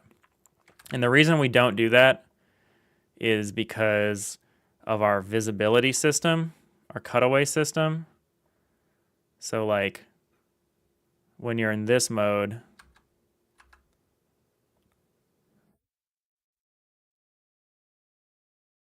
so we aren't doing that because we have a visibility cutaway system. So we want everything, we want all the tiles to be set because we are manually like cutting them away. And like, yeah, maybe we could use a similar system to do occlusion calling. But since it's a tile map, I don't know if that's strictly necessary. But maybe it would improve memory somewhat. Probably not enough to worry about. But yeah, we need the tiles to be set so that we can do wall cutaway stuff. Maximum warp. No Jewel. How's it going? Awesome stream today. Okay.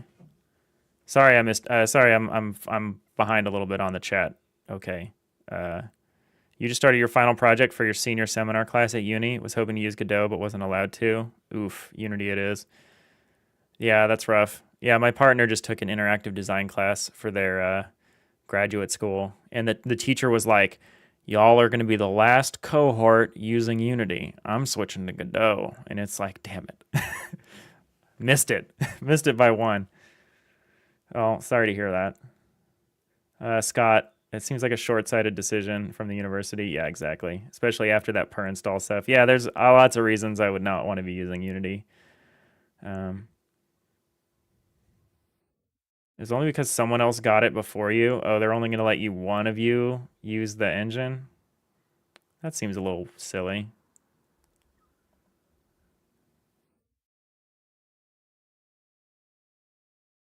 Does that mean only one person can use Adobe Illustrator or Adobe Photoshop? If someone else wants to use it, they have to be like, sorry, you got to use Clip Studio Paint. Only one person per tool allowed.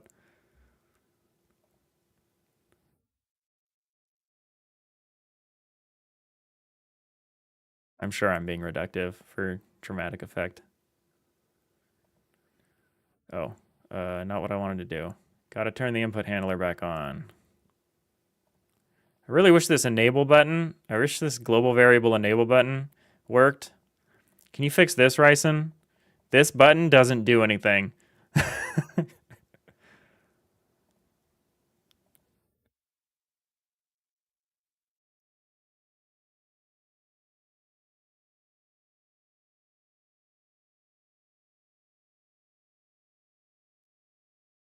Yeah, it's very silly. Actually, there's some C in the engine and Billy took C. Yeah, only one person per major programming language. Sorry, I guess you're going to have to do it in Rust.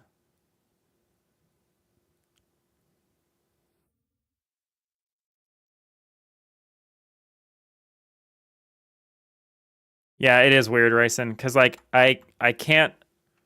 I need it for my new implementation, but my old implementation like fails hard if I have it there, because the input handler is trying to call out to classes that don't exist in like the previous version. So you would think that I could just uncheck this variable and it wouldn't do that. But if I uncheck the variable and then try to run the old solution, crash. Because it's like, oh, the input handler wants to call to the game singleton, but the game singleton doesn't exist. It's like, yeah, but I disabled you. Like, what? So I have to just delete it. I can't enable, like, this does literally nothing. It still runs the script even with this unchecked. I mean, I guess this maybe all this does is control whether it's global or not. I don't know. But to me, enable should be like process mode. Like if this is unchecked, process mode should be set to disabled. Very strange. There's probably another thing I could do where I could ask like, is dot global variable dot true or something like that. Like maybe there's some kind of property I could inspect that does change when I do this. But as far as I can tell, this does nothing, which is really annoying.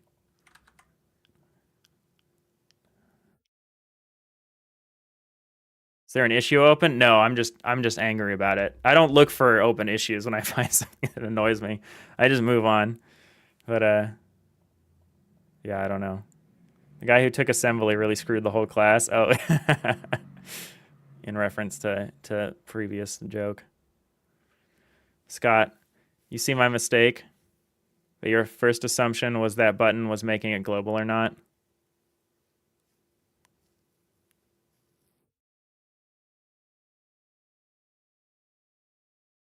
Yeah.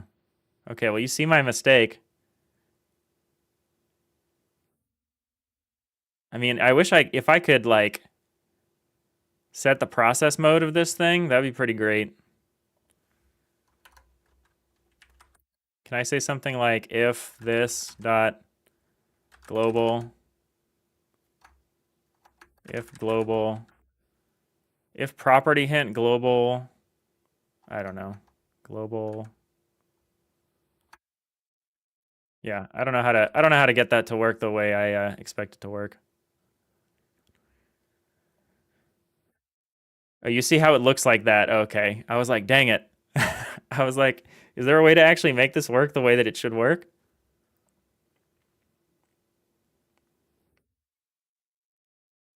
I have a Godot meetup on Saturday. I'm going to ask somebody if I remember. I'd be like, because I know someone who's pretty familiar with the engine, and they'll probably explain to me why this works exactly as it's intended, however confusing it is. Oh well, that's not the issue we're dealing with today.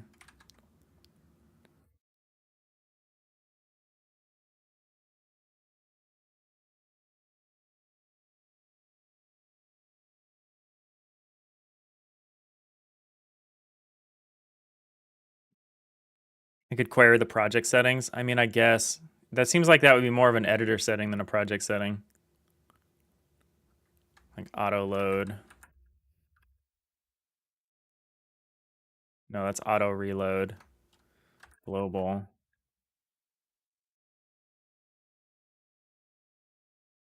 Derive script globals by name. I guess.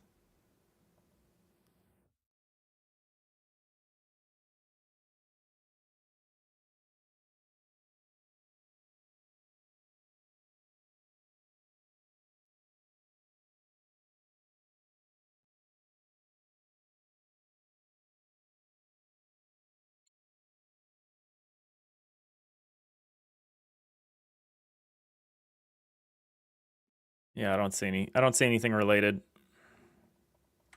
But I only searched for global and auto load, so I don't know. It's fine, because it's not going to be a problem as soon as we have our new tile. Like, we're going to stop using this old example once we've reached feature parity with it. But it would be nice to know how to, enable and disable globals.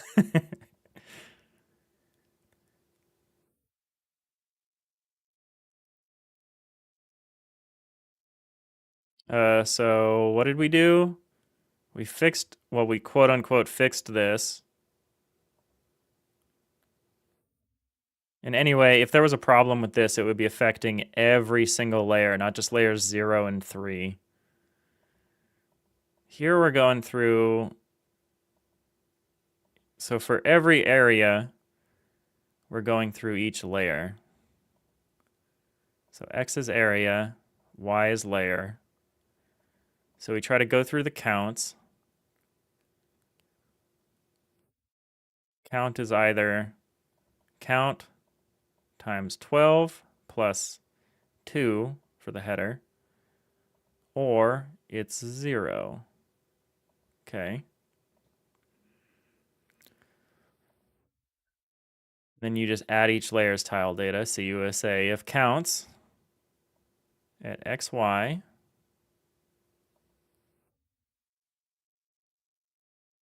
So if we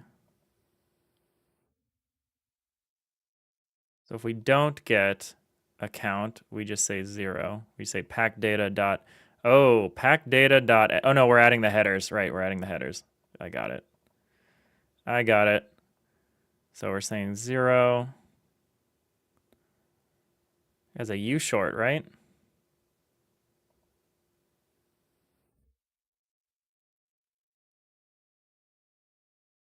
That's unnecessary. Typecast is redundant. I guess 0 has an implicit conversion because it's 0. What about this though? Oh no, we're already calling convert to uint16 here. Right. If counts.try get value, xy, out discard, add range, layer data. Just add all of the layer datas. So the list enumerates and adds all of it. Is a list guaranteed to be in a particular order? It is, right?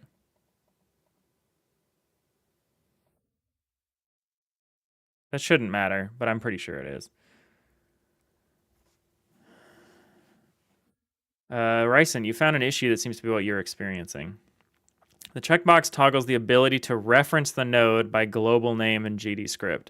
Disabling the global variable doesn't disable the auto load. It will still be added to the scene tree. That is so stupid.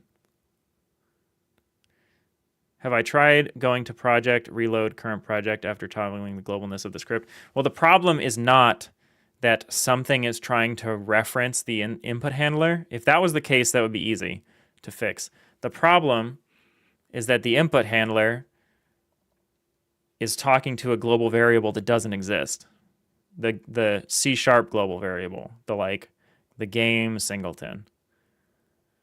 It doesn't exist in this version. In the old autotiler. So the problem is that the checkbox doesn't disable the auto load, which I feel like is what it should do. I think it's stupid to have a checkbox that just disables whether you can reference it or not. Like how is that useful to anybody?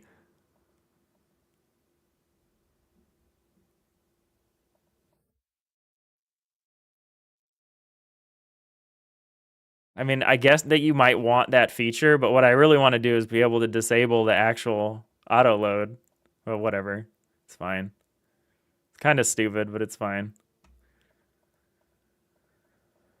I could have some kind of def. I could define like what version I'm running and be like, if we're don't update if we're running this version or whatever, but like that's so stupid. So I don't see how we could have any problems here.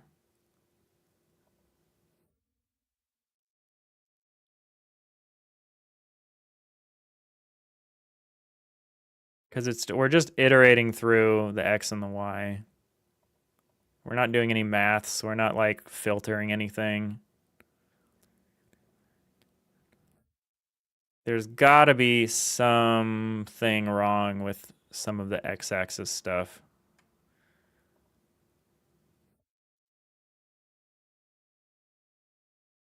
I probably messed up one of these increments.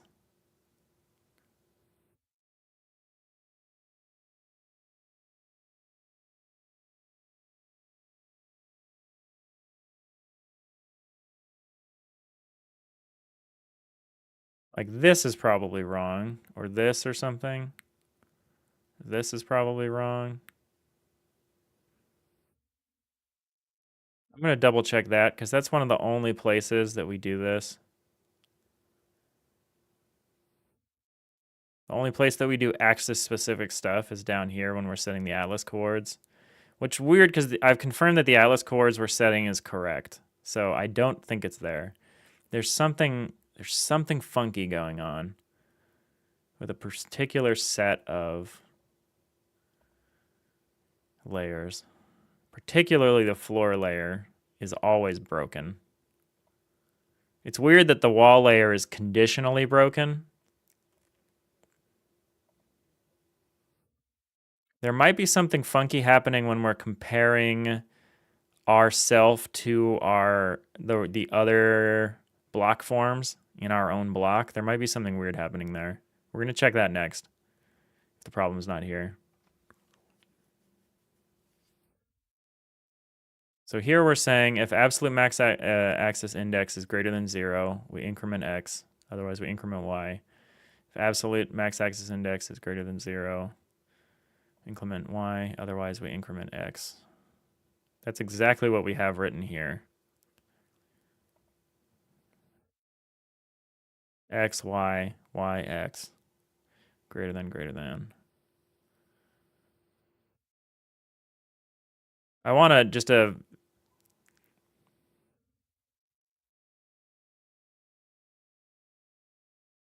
want some kind of increment.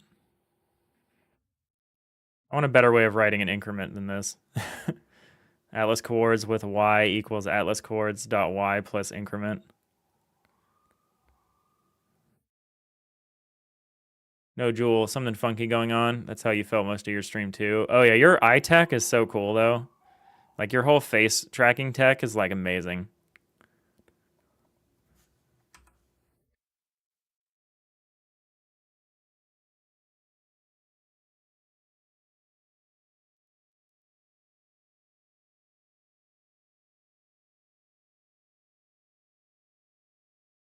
Y'all should check out No Jewel.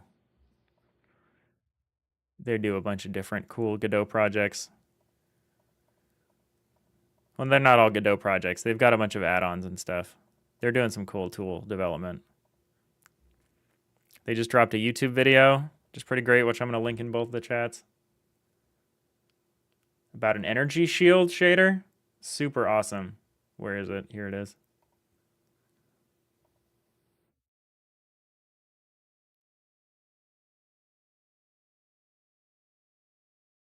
Give me the link.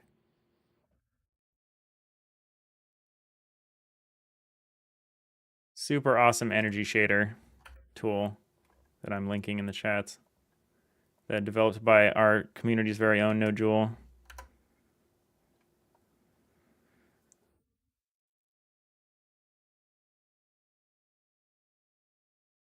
I really hope that was the right video. It was.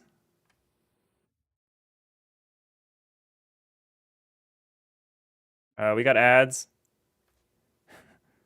Your ego's inflating too much. Good.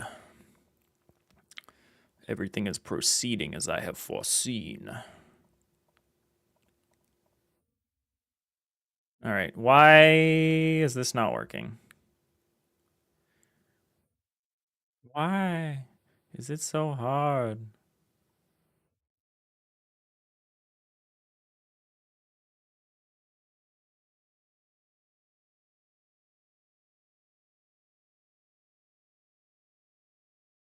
I'm gonna scrutinize a little bit of code here. So if axis is not equal to axis.z, axis is equal to axis.x. What? What? Is that the same as what I did down here? If dimension is exactly x, okay.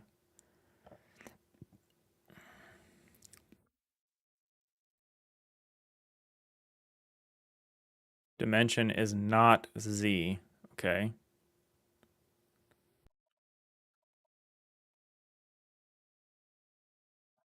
X, y, y, x.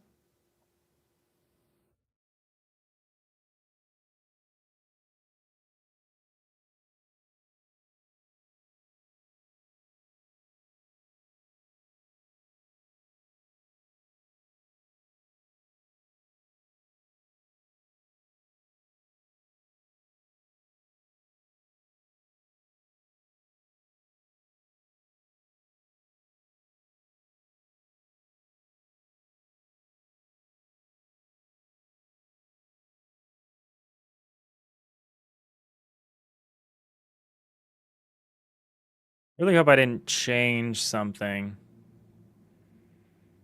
about some presumption I have here. I probably did.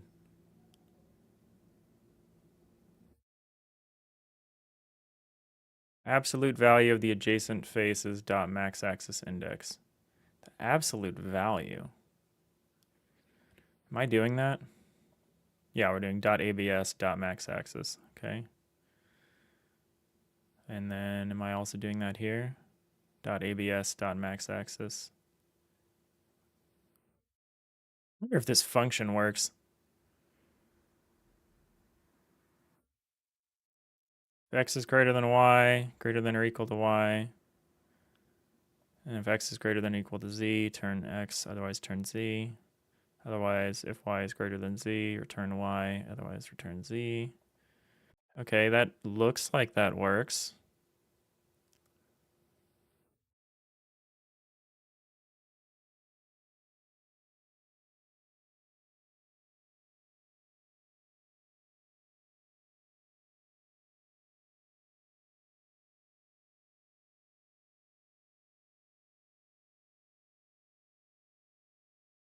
I'm like using custom solution for some things, and that's probably causing me some woes here.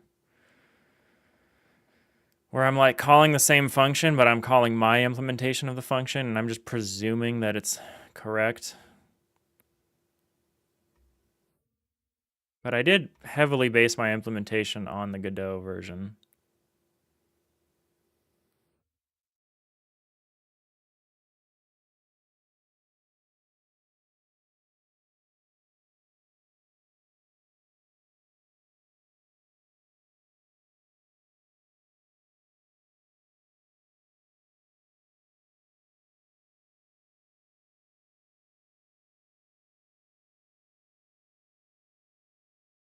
I wonder what happens if we do start rotating the board.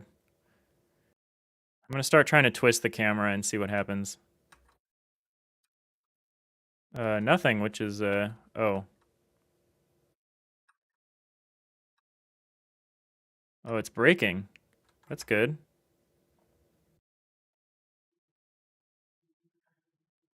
Value was either too large or too small for a uint16. Ooh.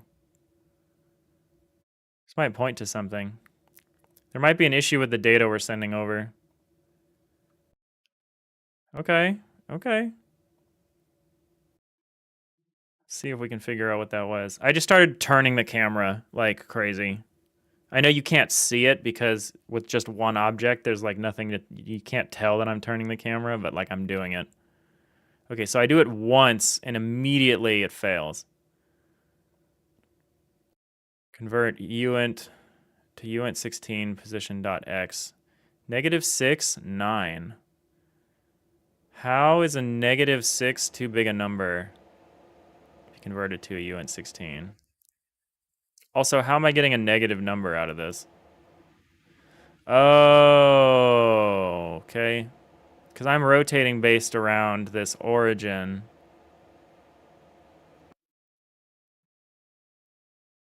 In the middle, but that's not how it works anymore. Now I just change which corner is considered the upper corner. Okay. So 1414. So this needs to work a little differently so that I always return a positive number. For now. I still might change the way this works. But for now, what I need to do is I need to think about this a little bit.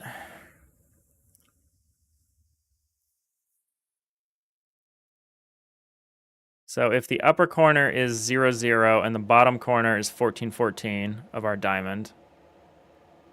Here, let's get a visual aid here. So this is 0, 0, and this is 14, 14. If we have a position at 14, 14, and I rotate the camera clockwise 90 degrees, 14, 14 becomes 14, 0.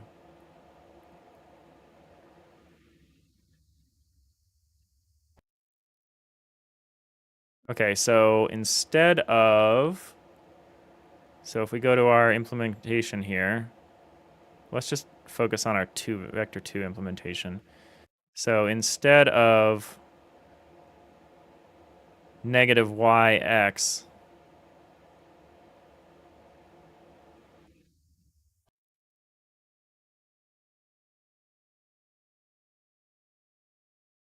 oh, that's for the counterclockwise. You got to think about it the other way. So if I'm turning the object, not my view, 90 degrees clockwise, the object ends up over here. So it ends up at 0, 14. So it's actually, it's not negative y, it's, let's pick some point in the middle. So 14, 7.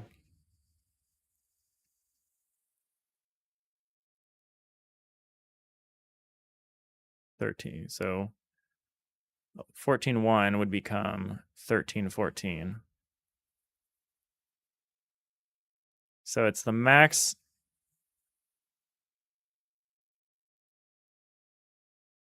How does this work? So 14, so for 14, 1 to become 13, 14, you can swap the x and the y.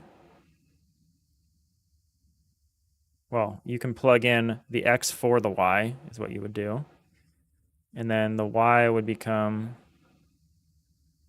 or the x would become what? X minus y? I don't know. What if we do the other? What if we go from here to here? So we go from 13, 14 to 0, 13.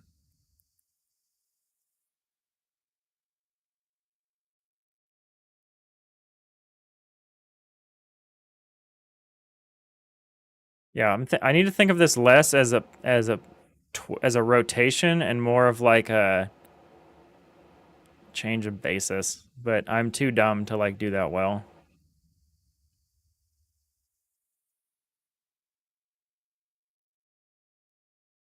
I might have to math that out later. That's actually not our core problem anyway, so we can ignore it. We can safely ignore it for now. That's just what happens when we try to turn the camera, because our core problem is not that. Our core problem is we're not rendering the X face, except we are rendering it when we are rendering. So when we render a floor tile, we don't render the X face for some reason. I wonder if it's being hidden. I wonder if we are setting it and we just can't see it because it's underneath the Z and the Y. That would make more sense to me if that's what's happening. Because we've got our wall doesn't, this and this don't work, but this does work if I try to render both. So that is curious.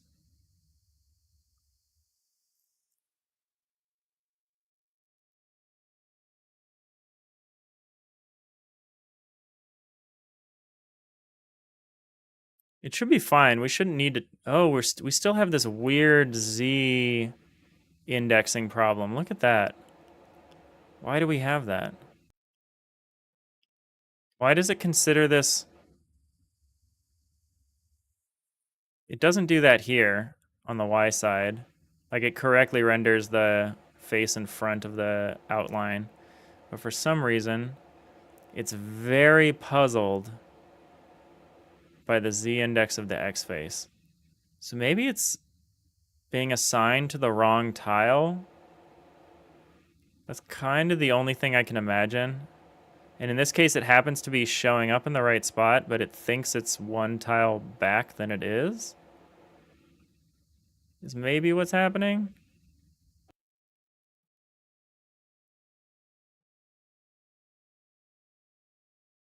I'm gonna do one thing here. We're gonna change how the line layer works. We're gonna redraw a line layer because I have a better way I want to draw it. We were drawing it from the inside out. I kind of want to draw it from the outside in, if you get my meaning here.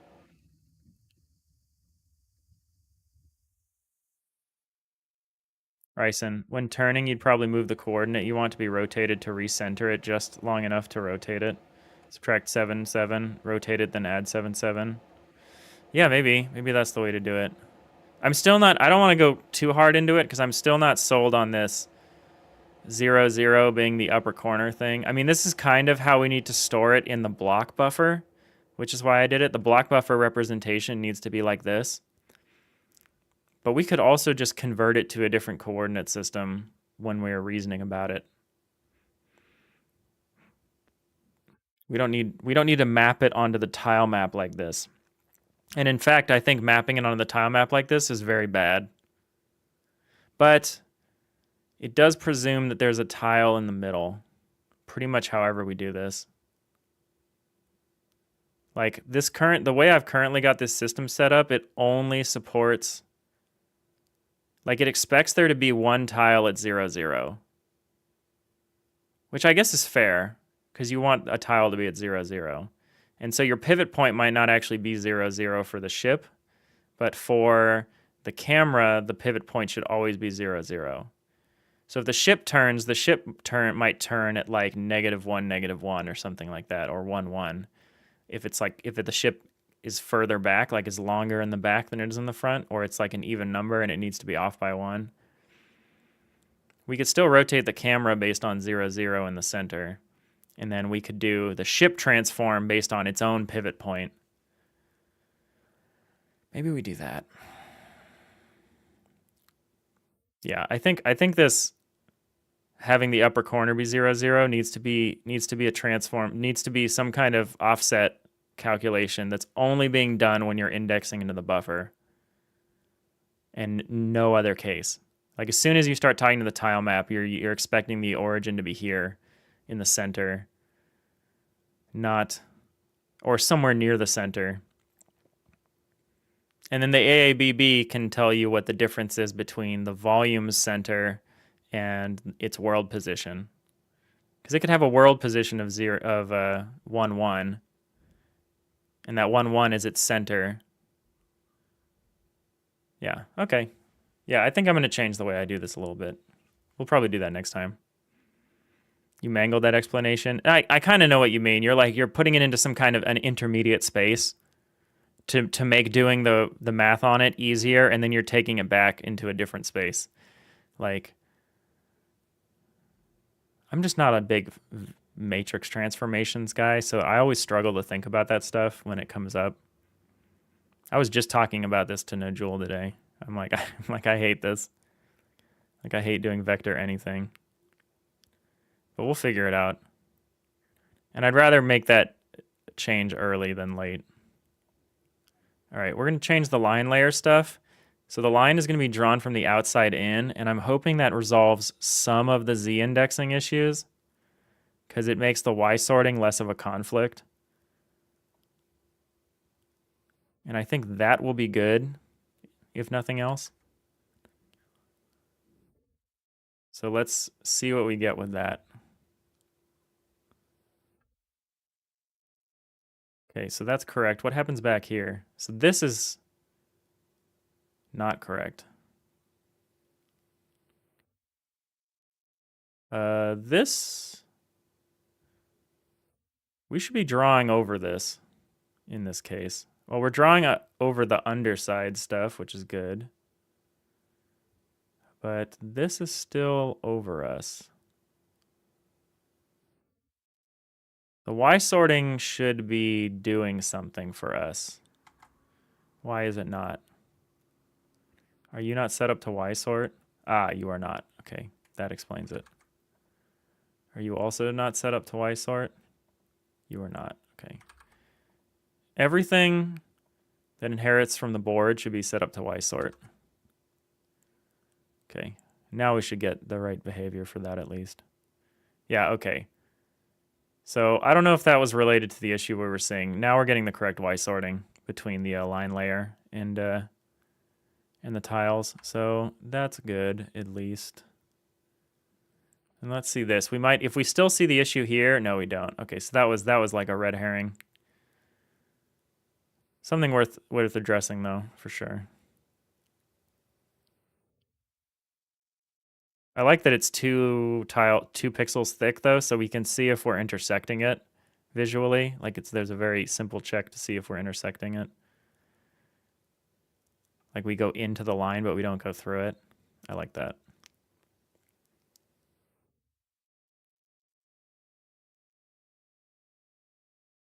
All right. The mystery of the X face continues. Mystery of the missing X face.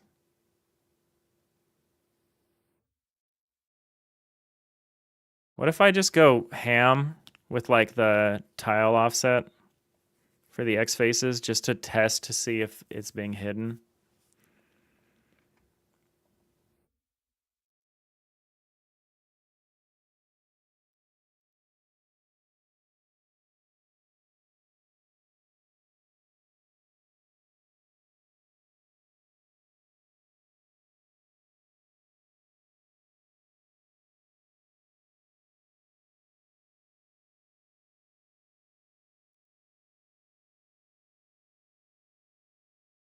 We're using this exact same tile set for both auto tilers.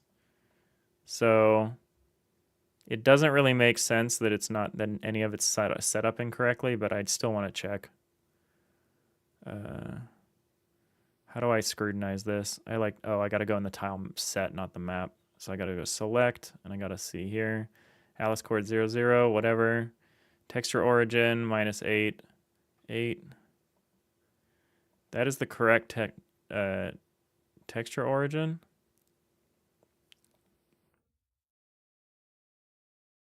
So yeah, the texture origin should be here. Because the texture origin is based on the center of the block.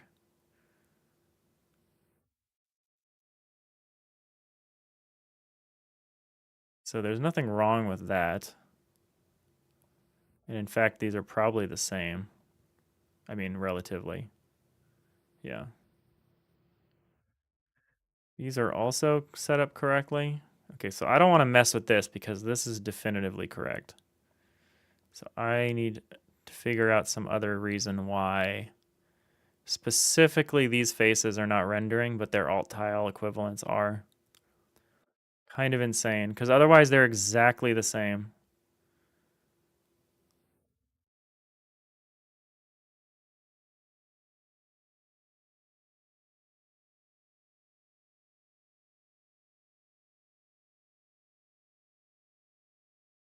Can do Z indexing at the tile set layer. I should probably start doing that.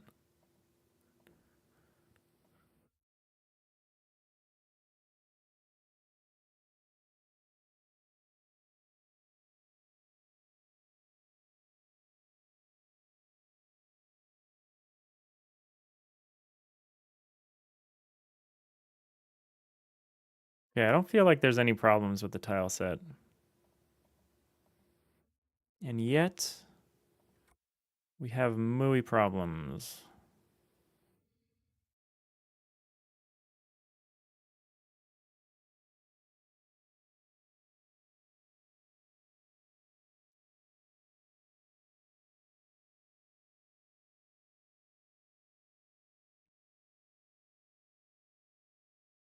Bryson, and you are certain you are getting the right tile ID from the C# side? Yeah.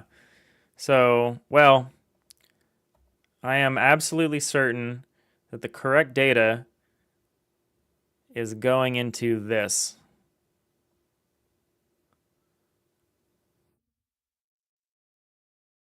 Which is the tiles dictionary. And then the tiles dictionary is getting broken up and sending out. But I don't see there's no distinction between layers here. Like no one layer is being treated differently than the other layers here. So there's no circumstance in which like the X layers, which are layers 0 and 3, are not working here. You know? Yeah, I don't know. Because I checked all of this stuff, and this stuff is very correct what's going on here.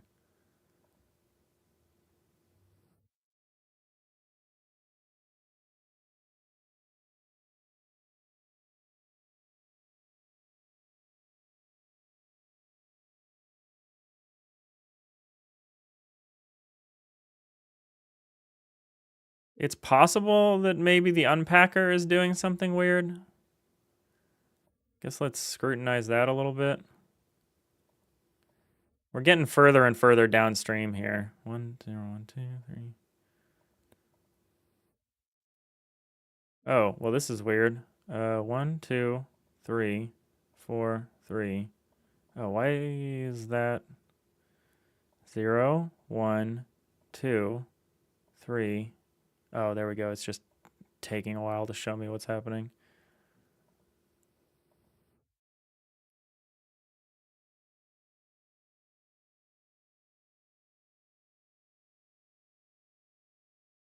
I mean, there can't possibly be any real issues here. Oh, I don't like that your default is 2. Oh, no, that's correct. That's actually correct here.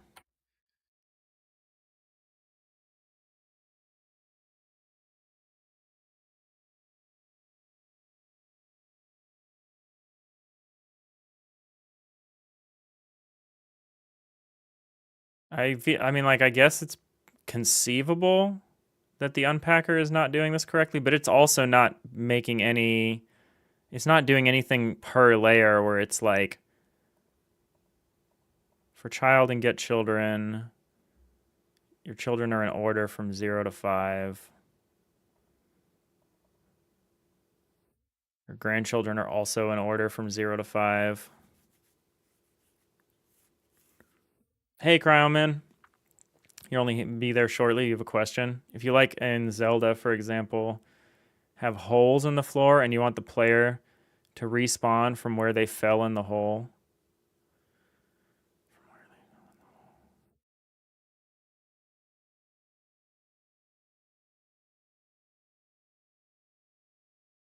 I mean, I know exactly how I would do that in like a turn-based game.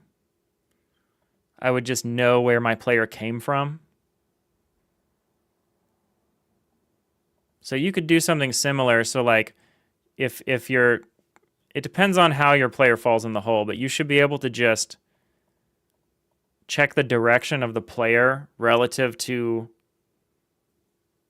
I don't know, like have a collider or a trigger somewhere and like check their relative position and check what side of the hole they fell on and then just put them back up top on that side of the hole. Something like that. I know you have like free movement in your game, so it can get kind of weird. Like, what if they come in at a diagonal and they fall in the hole at a diagonal? So I think you'll eventually end up with just like a rough solution. Ryson, you'd probably just be caveman debugging the data every stage. Yeah, I'm hesitant at doing it at the final stage where it's like stored in byte form. That is not the phase at which I want to be doing that. I could have a debugger, like a decoder debugger for me that reassembles the data.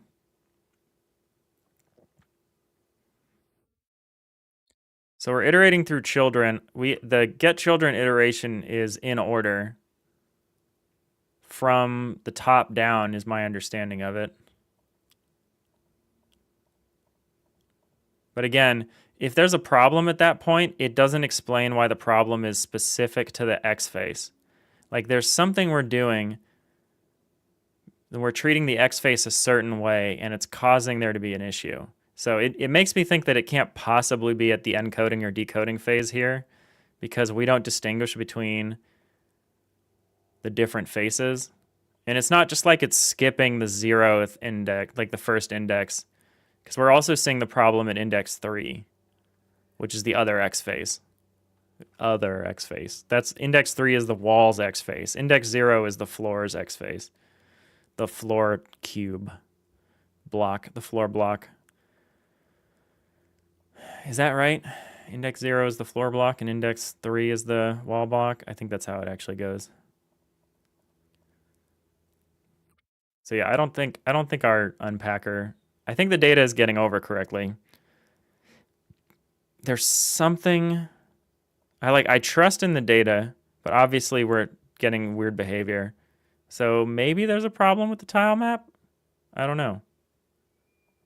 But again, what problem could there be that's only affecting a specific side of both layer types. Very, very perplexing. I'm sure it's something obvious, but I haven't gotten to the obvious thing yet. Because it's affecting deck layer X and bulk layer X, but not always bulk layer X. Sometimes bulk layer X gets through. All right, I think that's a hint. I think there's a clue there. Because sometimes bulk layer X gets through, there's probably something here up in the hull stuff. I've pretty much ignored this hull step, this hull calculating step, because downstream the data looks good, but maybe there's something here. Maybe there's something here. So if we are iterating through the walls and our layer is not Z,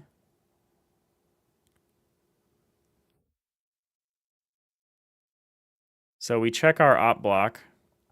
If not op block is empty, so if we have another block here, and if our layer is not Z, and our opposite block has bulk, block.forms.bulk hull. So this stuff doesn't matter because we don't have this op block thing. So the op block is always empty. So we just ask, don't we scrutinize our own block somewhere, or do we only do that in the next step? I guess it's not there. It's somewhere in here. So in here,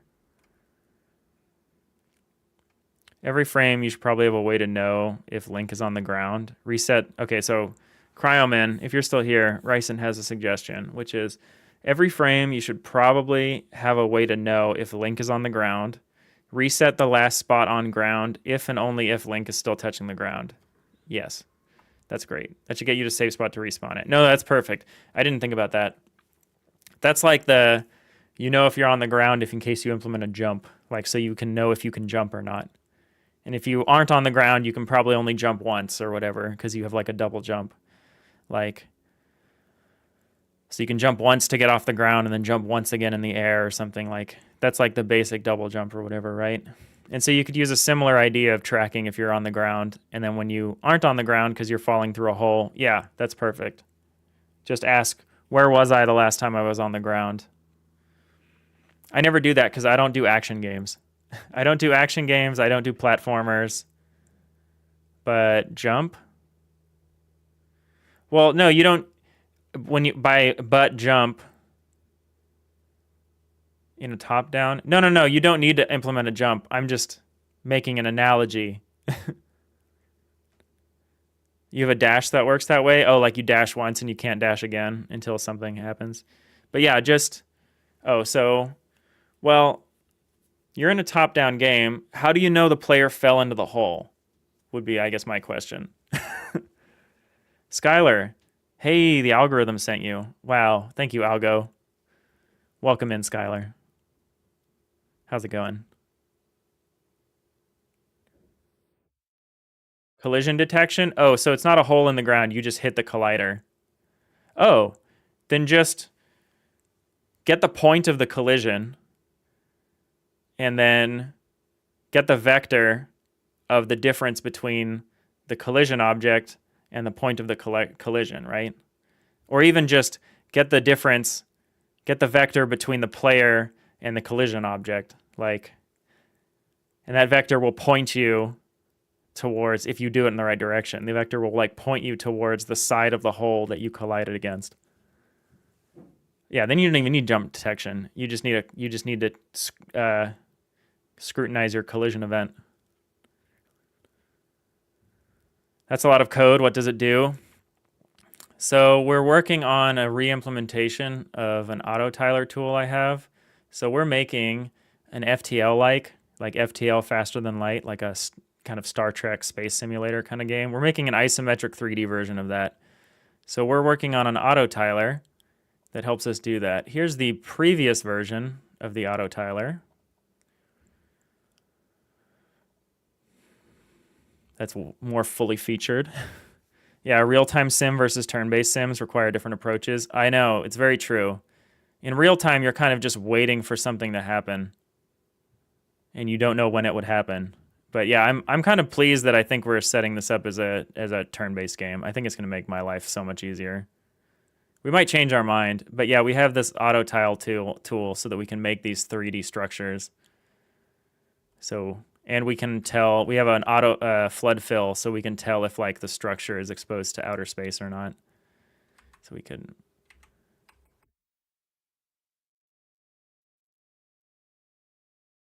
rotate it around, add another layer beneath it. Come back up, fill in the floor.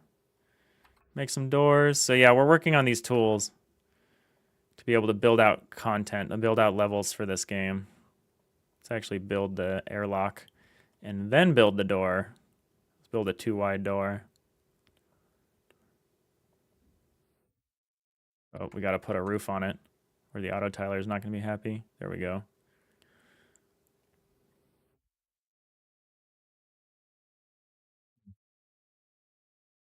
There's something weird happening with this corner, and I thought I understood what it was, but now I'm looking at it and I actually don't.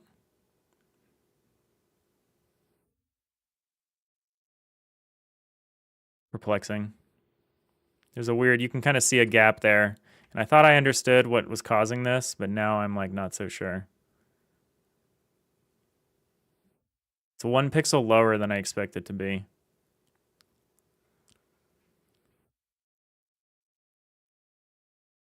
Huh. Okay, well that's neither here nor there.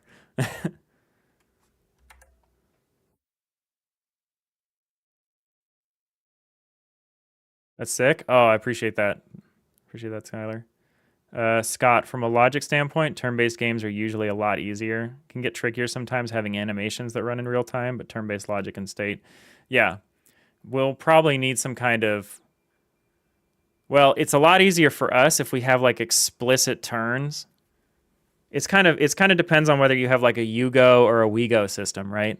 Like if it's you go, I go, then it's like someone does a turn, someone else does a turn, someone does a turn, and you can just like wait for the animation to play out right. But if it's like we go, of like we all set up our turns and then they all play out simultaneously, that's insane.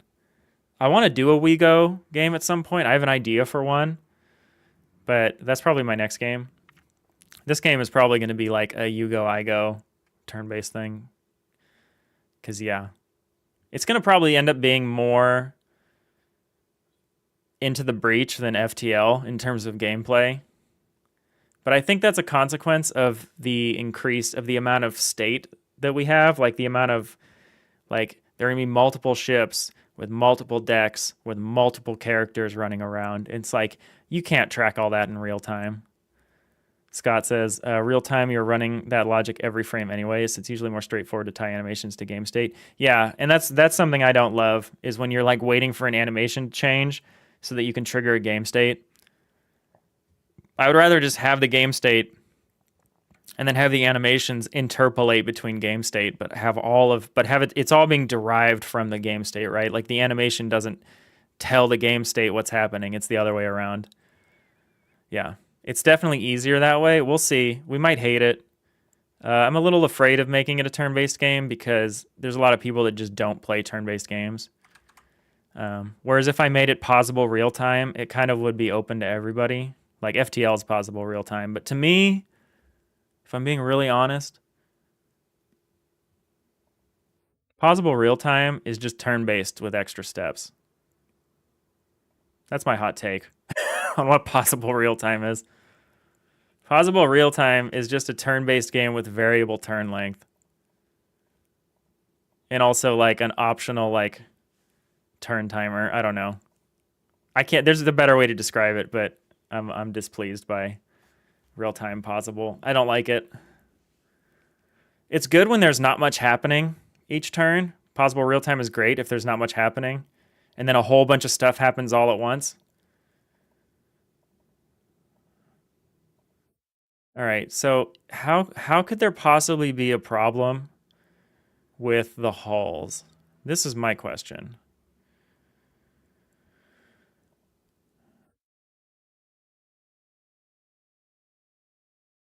Because this is where I think the problem is. I think because the tile asks for the holes on the other layer that complement it. So like the deck will ask about the hull on the layer for the walls above it. And I think that's maybe where this problem is. But it would have to be this problem only for X faces. You got to go now? Figure it out tomorrow? Yeah, no worries. Thanks for coming. Thanks for hanging out. Ryson, animation tree. I like fination better than finite, to be fair, Ryson. The animation tree fination state machine. The animation tree finite state machines in Godot are really powerful and can be made to just reflect state without needing to update state back. That's pretty cool. We'll probably end up doing something like that. We'll see. It depends on how everything happens, because usually in a game like this, you press the end turn button and it sequentially goes through. Here's a person's turn. Here's another person's turn. Here's another person's turn. And like maybe with the option to either skip to the end of the animation or to speed it up or something. So we will see whether we end up doing like animation state stuff or if we just like tween between things, or I don't know. That's like down the line. We'll see. Okay, so we need to find all examples of where you say where the behavior branches based on the axis. So for each vector 3i, adjacent face and adjacent faces. This could be something.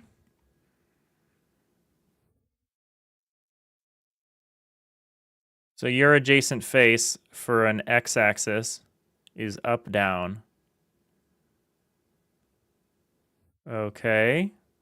Oh, not up, down. Y minus, Y plus. So yeah, it's the block that's Y negative of U by 1 and the block that's Y positive of U by 1. But that's not, this isn't hurting us. Because we're seeing this issue with when there's just a single block on the board. So it can't be that. Down, down.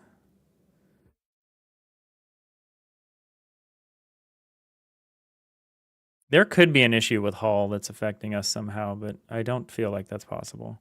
So let's look here. So that's not the culprit. The max axis index for the adjacent face, not ABS. So when are they asking about their own face?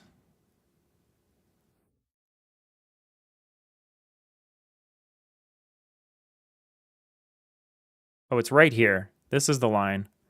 So if holes.try get value, tile position, tile area, tile layer plus 3. Yeah. Out hull bulk.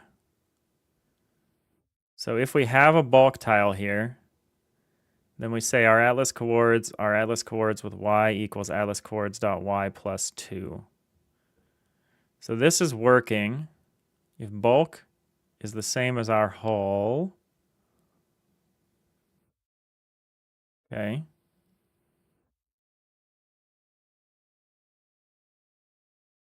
So this is fine and doesn't actually have any area-based or layer-based behavior to it.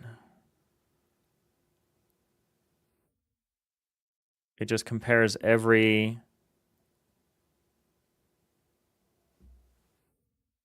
Well, we shouldn't be doing this for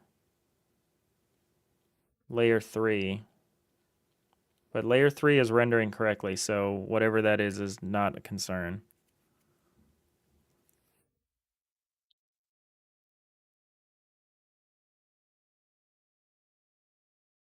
Yeah, if anything, there should be a check here of if we are not... If tile.layer is less than 3. This shouldn't be happening if our layer is 3. It should only happen for 0 and 1. But we're not observing any incorrect behavior for this. So... But yeah, we should never check this. So we should say if axis is not equal to axis.z and this.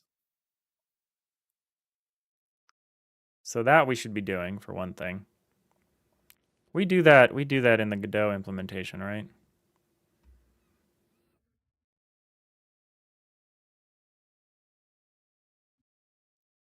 Yeah, we're saying if dimension is x or y, we do all of this. And we managed to shorten that into one line. Because here we're having to recalculate it. And instead of recalculating it, we really just do this part. Because we don't need to calculate wall type. This is just calculating wall type. So we do this.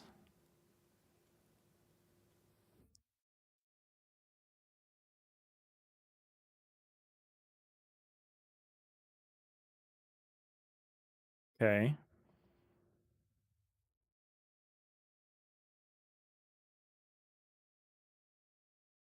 Well, hold on. Oh, forget it. There was that I'm thinking back to that convert to uint 16 problem. How do we do that? How are we going to do that if we have negative coordinates, tile map coordinates? I'm going to have to look at the source code again and see what they're doing.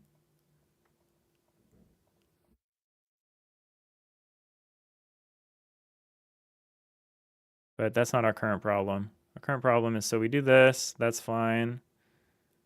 We do all of this stuff. And I'm really trusting that this is correct. Adjacent face, max axis, AVS. Oh, adjacent face, absolute max axis index. Am I not doing that? Am I just checking? No, I must be doing that. Yeah, I am. Okay. And then it's just the index we check here.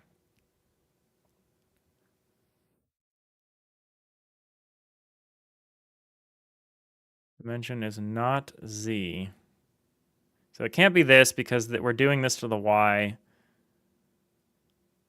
But we're ending up here. We're ending up here.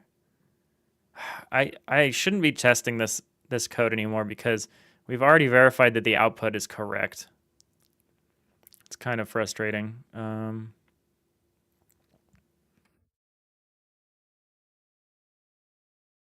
So same thing. We also want axis not equal to axis.z. So that was incorrect code, but that's not determining anything, so we don't care about it. Like, it can't be this. Like, dang it. We're setting the correct values here. I'm going to just confirm that this is the case. Tiles, key.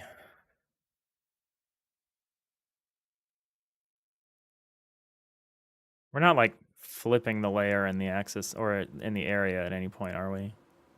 Like a crazy person. Position key. Relative position, layer.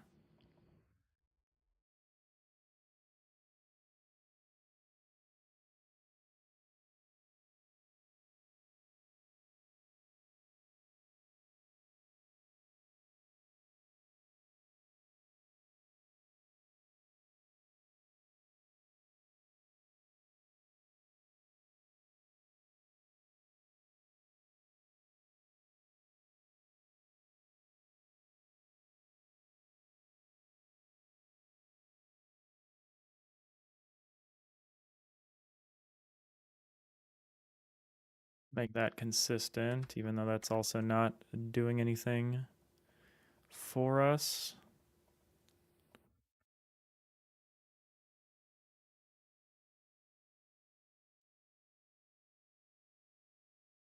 This has got me stumped a little bit. I might have to just debug the byte data.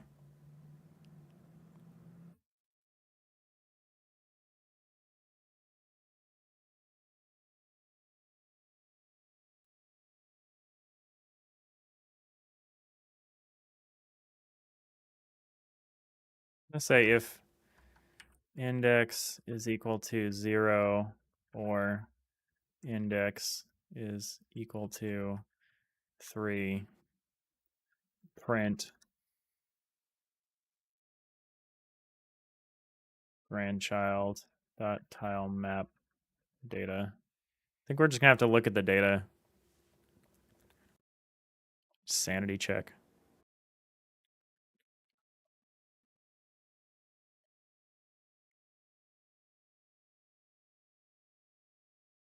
Because, yeah, the tile data is correct, but it's at least correct when it comes out of the tile system, in my opinion.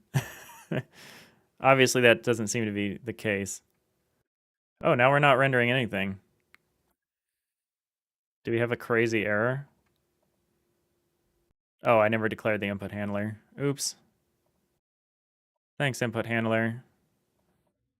Weirdly, my biggest pain point in the engine at the moment. That's fine, it's temporary. All right, we're gonna do this. We're gonna do this. We're gonna do this. And then we're going to quit.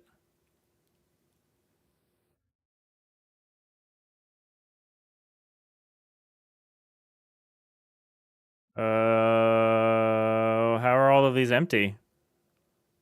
Oh, well, that'll do it. If the tile map data isn't getting in there, that will do it. Index is 0. Oh, the index wouldn't be 0. Index plus 1. Oh, am I doing a stupid? I might be doing a stupid. I would need... Oh, no, this is correct. Index...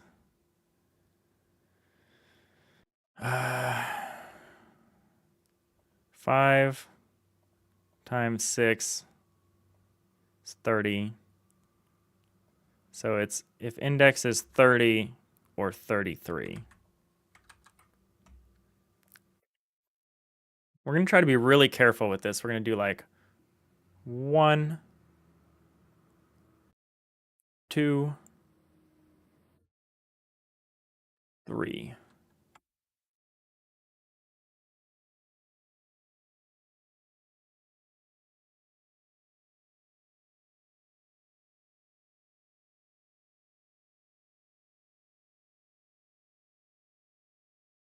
So 08, 010, 02, 0201, 0101, and then just crazy negative number garbage.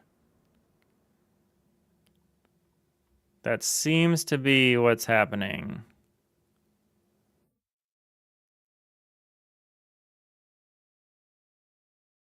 Ten, 1. These are normal numbers. This, I don't know what this is. So something's happening when we're converting. Okay. That's probably what it had to be anyway. We've scrutinized everything else. All right. So is the problem when we're unpacking it?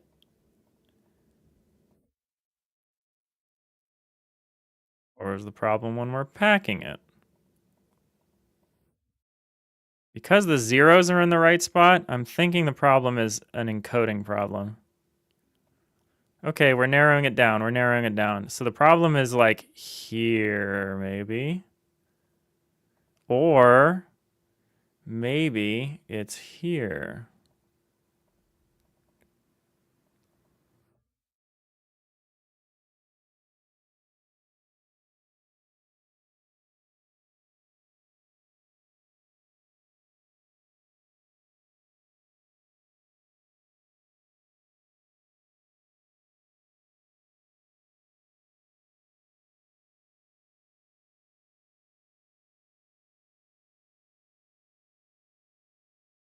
But why is it only garbage sometimes, would be my question.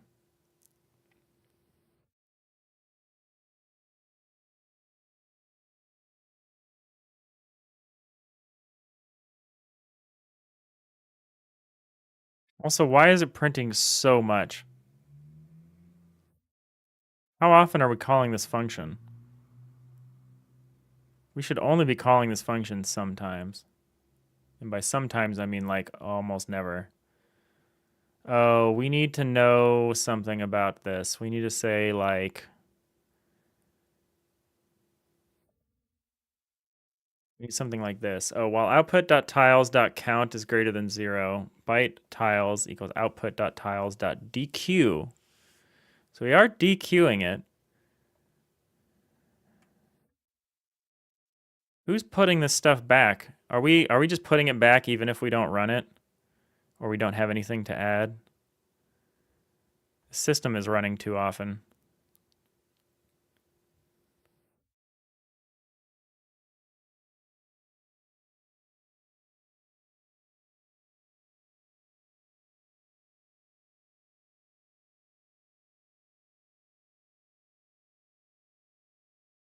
Oh, we're doing the check.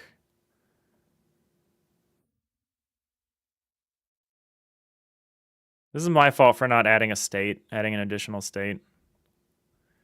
Loki Trickster, afternoon. How's it going? We're running down a bug here. Okay, well, I think that's fine, actually, that it's running that often. So let's comment that out.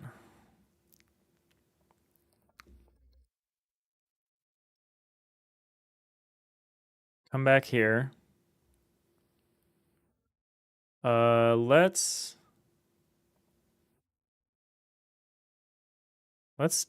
debug this.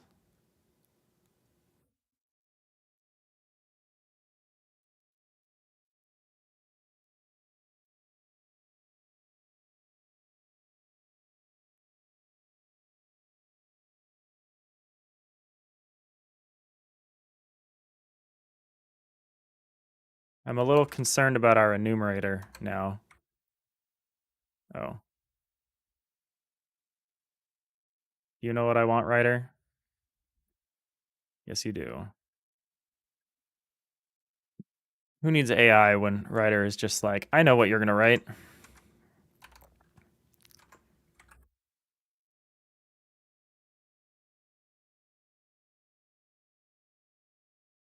All right, let's run this.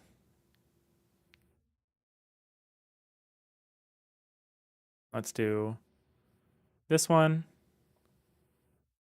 this one, this one, and then close. I probably could have done that better in terms of making this legible.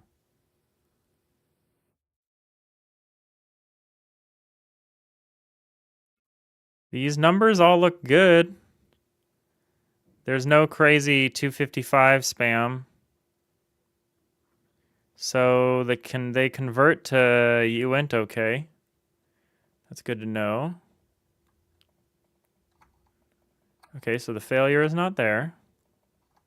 But somehow we're packing garbage data at some point, but it's not here. So that means we can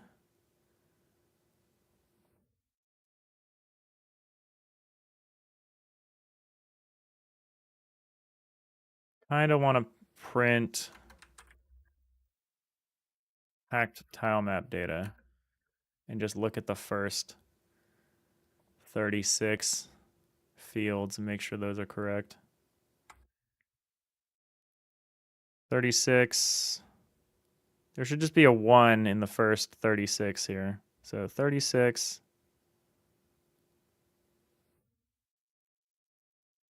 Probably need a range. I need to say something like for range.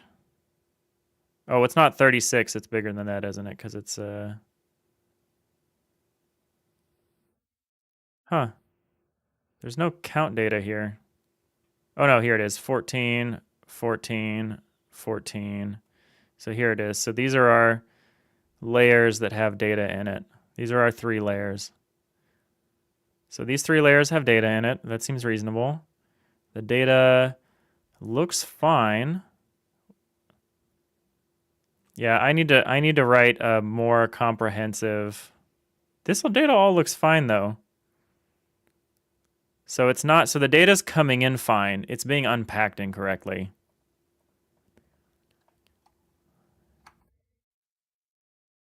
Scott, pretty sure that autocomplete in writer is AI, is it not? Most IDE suggestions that infer context from a code are doing that on a basic level. Yeah, I just don't know if it's generative AI, right? Like, it's not Copilot. They like ask you if you want to use that, don't they? Or their version of it. I mean, maybe they just sign you up for it by default.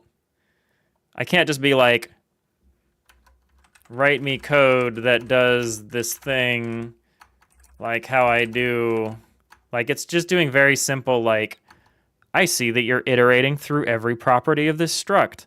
Would you like to continue iterating through every property of this struct? It's like, yes, thank you. Thank you for helping me write the debug the right lines to iterate through the. So I think it's doing some very syntactical analysis or semantic analysis, whatever. I think it's very simple semantic reasoning compared to like generative AI, but I don't know. JetBrains AI is using OpenAI as their provider. Okay, but is that how they provide their autocomplete? Or is that something else? Let me look at my project settings. Or maybe my IDE settings? No, project settings? Settings? Just open settings. Autocomplete.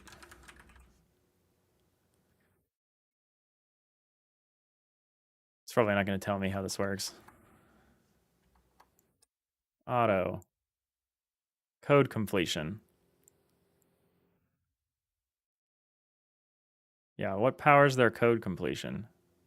Machine learning assisted completion. So I guess that is how they do it.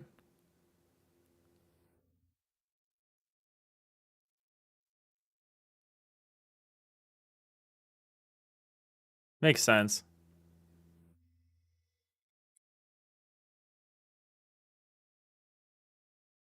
I still stand by my statement that I've never purposely entered an AI prompt.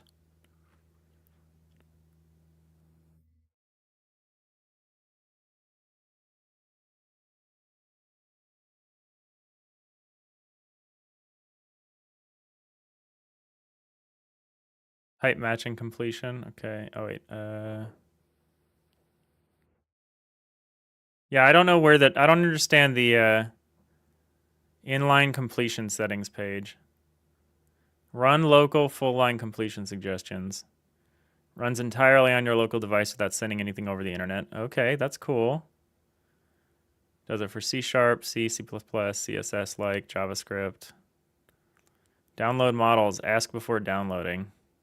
Oh, so I have to download a model. So I have a model locally installed on my machine. That's what's happening. Okay, I mean, I don't hate that. Makes sense. Certain types of autocomplete can be inferred from algorithms. Ones that understand what your code is doing and suggest names for things, etc., are usually AI-based. Yeah, theirs doesn't seem to be. Theirs seems to be just like if I'm defining like a very clear, simple iteration, it seems to just do it for me. But I guess that's inline completion. It's just very low power, which makes sense because it's just running on a local model on your own computer and using like none of your resources to do it. Okay, I don't hate that.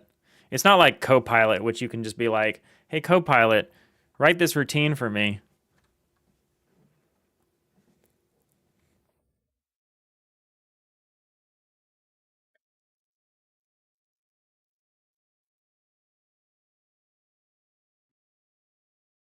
Yeah, I most like them for helping me autofill like tedious test cases or stuff like that. Like I've heard people using them to like handle like combinatorics in a way that like a human just couldn't do. And like I think that's reasonable. So you can like have something test like combinations of things and stuff like that. Or write test cases for like really complex mixings of things. Okay, so the data is good here. And here the data is coming out good. And it's coming into Godot good. So my shitty unpacking algorithm is garbling this stuff at some point.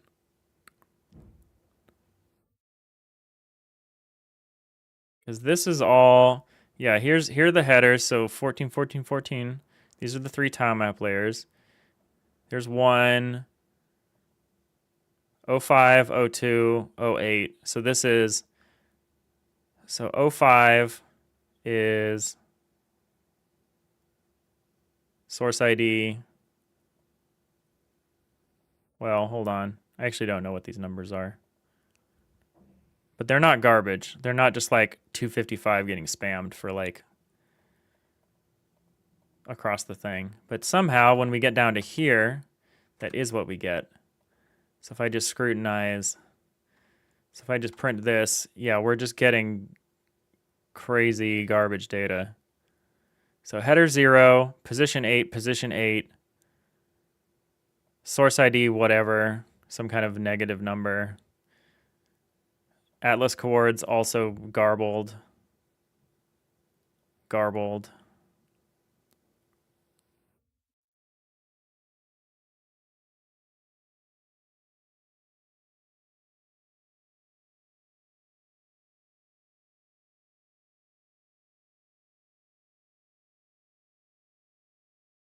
Position, who knows?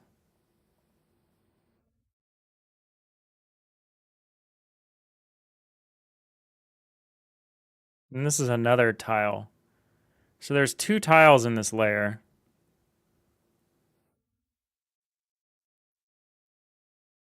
How's that? How is it that there's 2 tiles in this layer? Oh, we're doing something weird. Each layer should just have 1 tile right now. Yeah, like here. Like 1 layer, 1 tile, 1 tile, 2 tiles, 2 tiles. The first of which is full of garbage. Okay, we're double packing these things or something. I don't understand.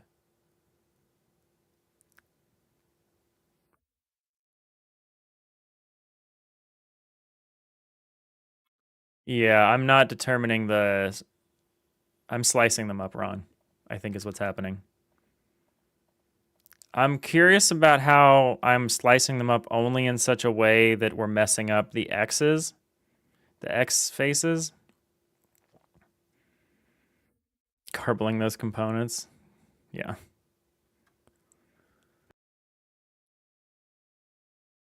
Okay, so how is that happening? It's probably something to do with layer begins and layer ends, which I wrote this whole thing in like 5 minutes based off of my previous implementation of it, and I did not scrutinize it very closely because it seemed to just work.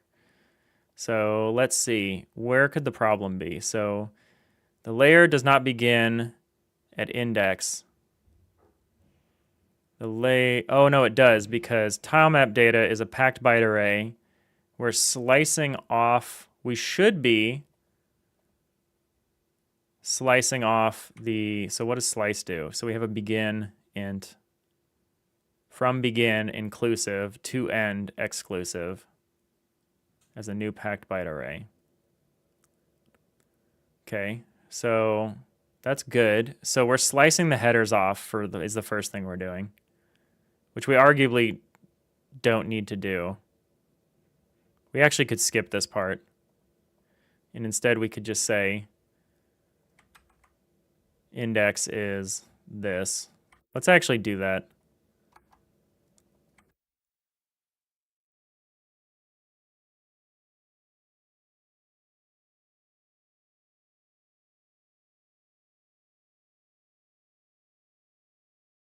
That saves us memory, because then we're already slicing out each layer.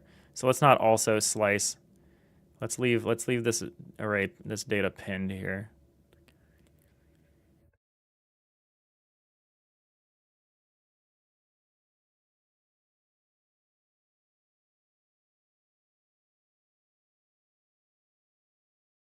Let's print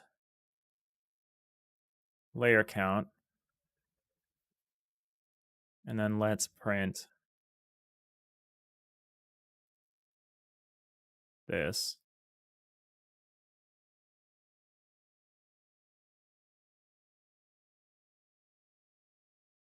For now, we'll just say layer size.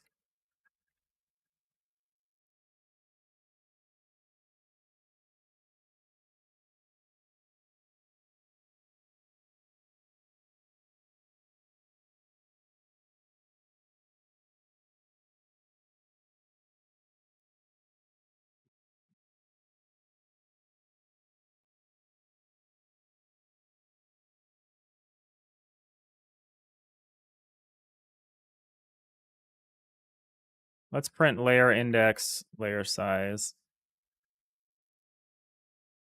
layer count. Let's figure out where this data is getting destroyed. Oh,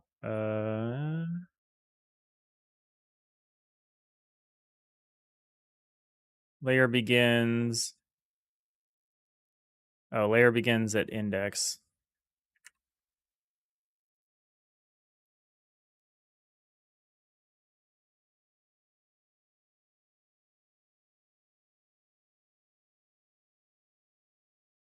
Oh, wait, what is this? This doesn't make sense. Layer begins plus equals layer sizes index.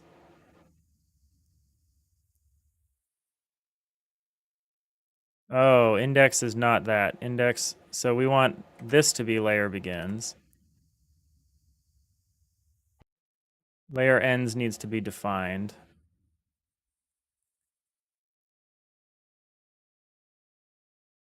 Make it the same for a moment. Index is 0.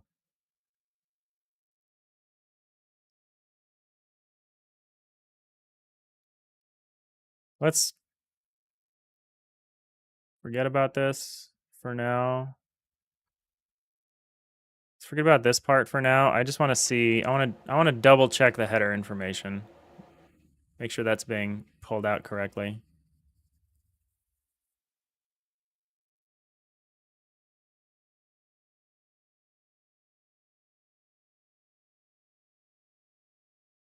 This is wrong. 0, 0. So wait. Oh, I see. I was hoping that this would format things for me a little bit better.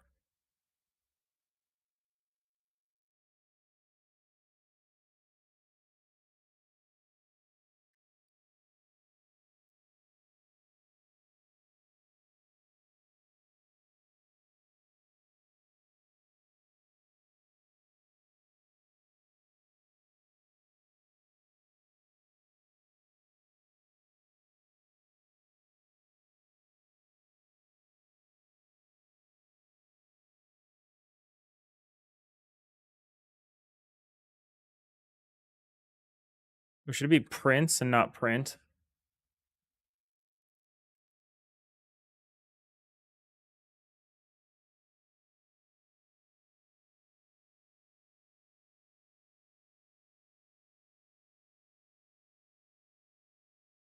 Count 36. So 30, 31, and 32 are size 14. That's correct. Okay, so the headers seem right.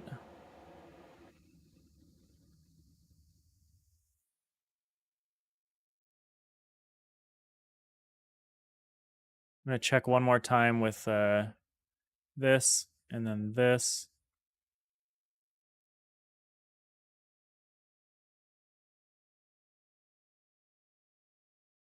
Yeah, now it's all 0. Oh, is that because...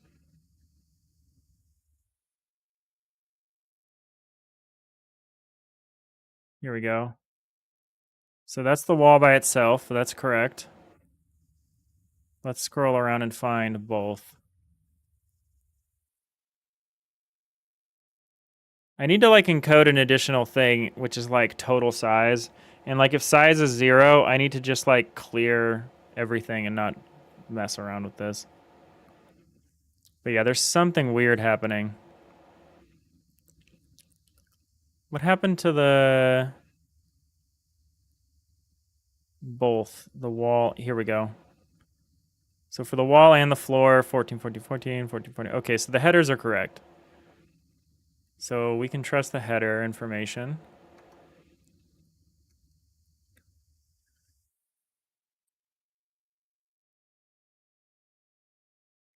Let's make it that. Make this one line. There's a problem here, though. I really want to find this problem. I'm like very much running out of time, but I really want to find this problem.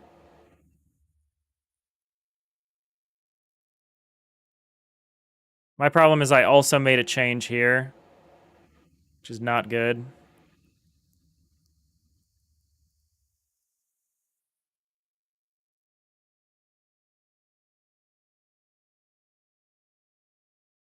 36 times 2 plus 2. Okay, so this is where it begins. And then layer ends doesn't need to be defined out there. Well, it could be. We just leave it undefined for now. So layer begins. We need to move this layer begins till after we do the thing, right?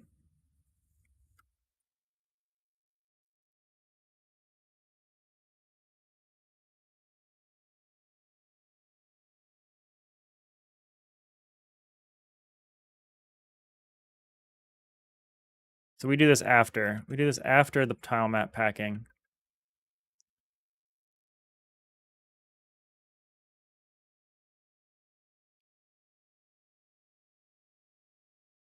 Layer ends is layer begins plus layer sizes index.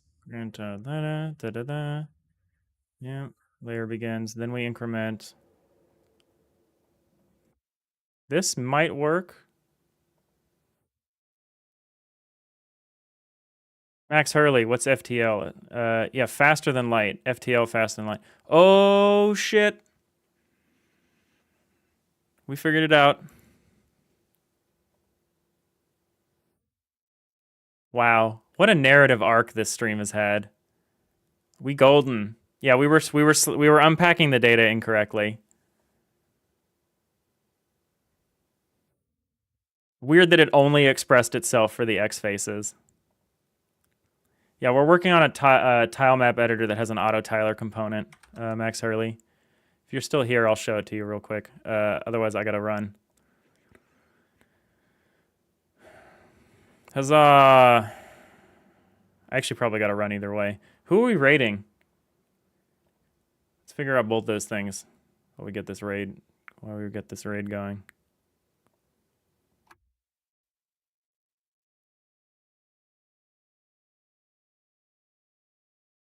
All right, that's easy. And we saved ourselves a slice, which is great. Two Nerdy Nerds is streaming. They're probably wrapping up. Sundown is doing a mech builder Godot game. We might raid Sundown.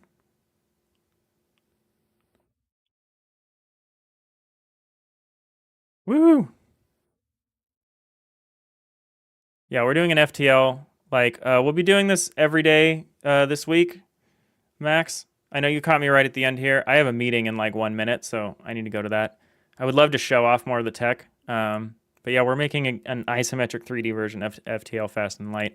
And we just solved a major rendering bug. So tomorrow, bug fixing's over. We're doing feature development. We'll be back same time, same place. I'm going to put on the music and set up this raid.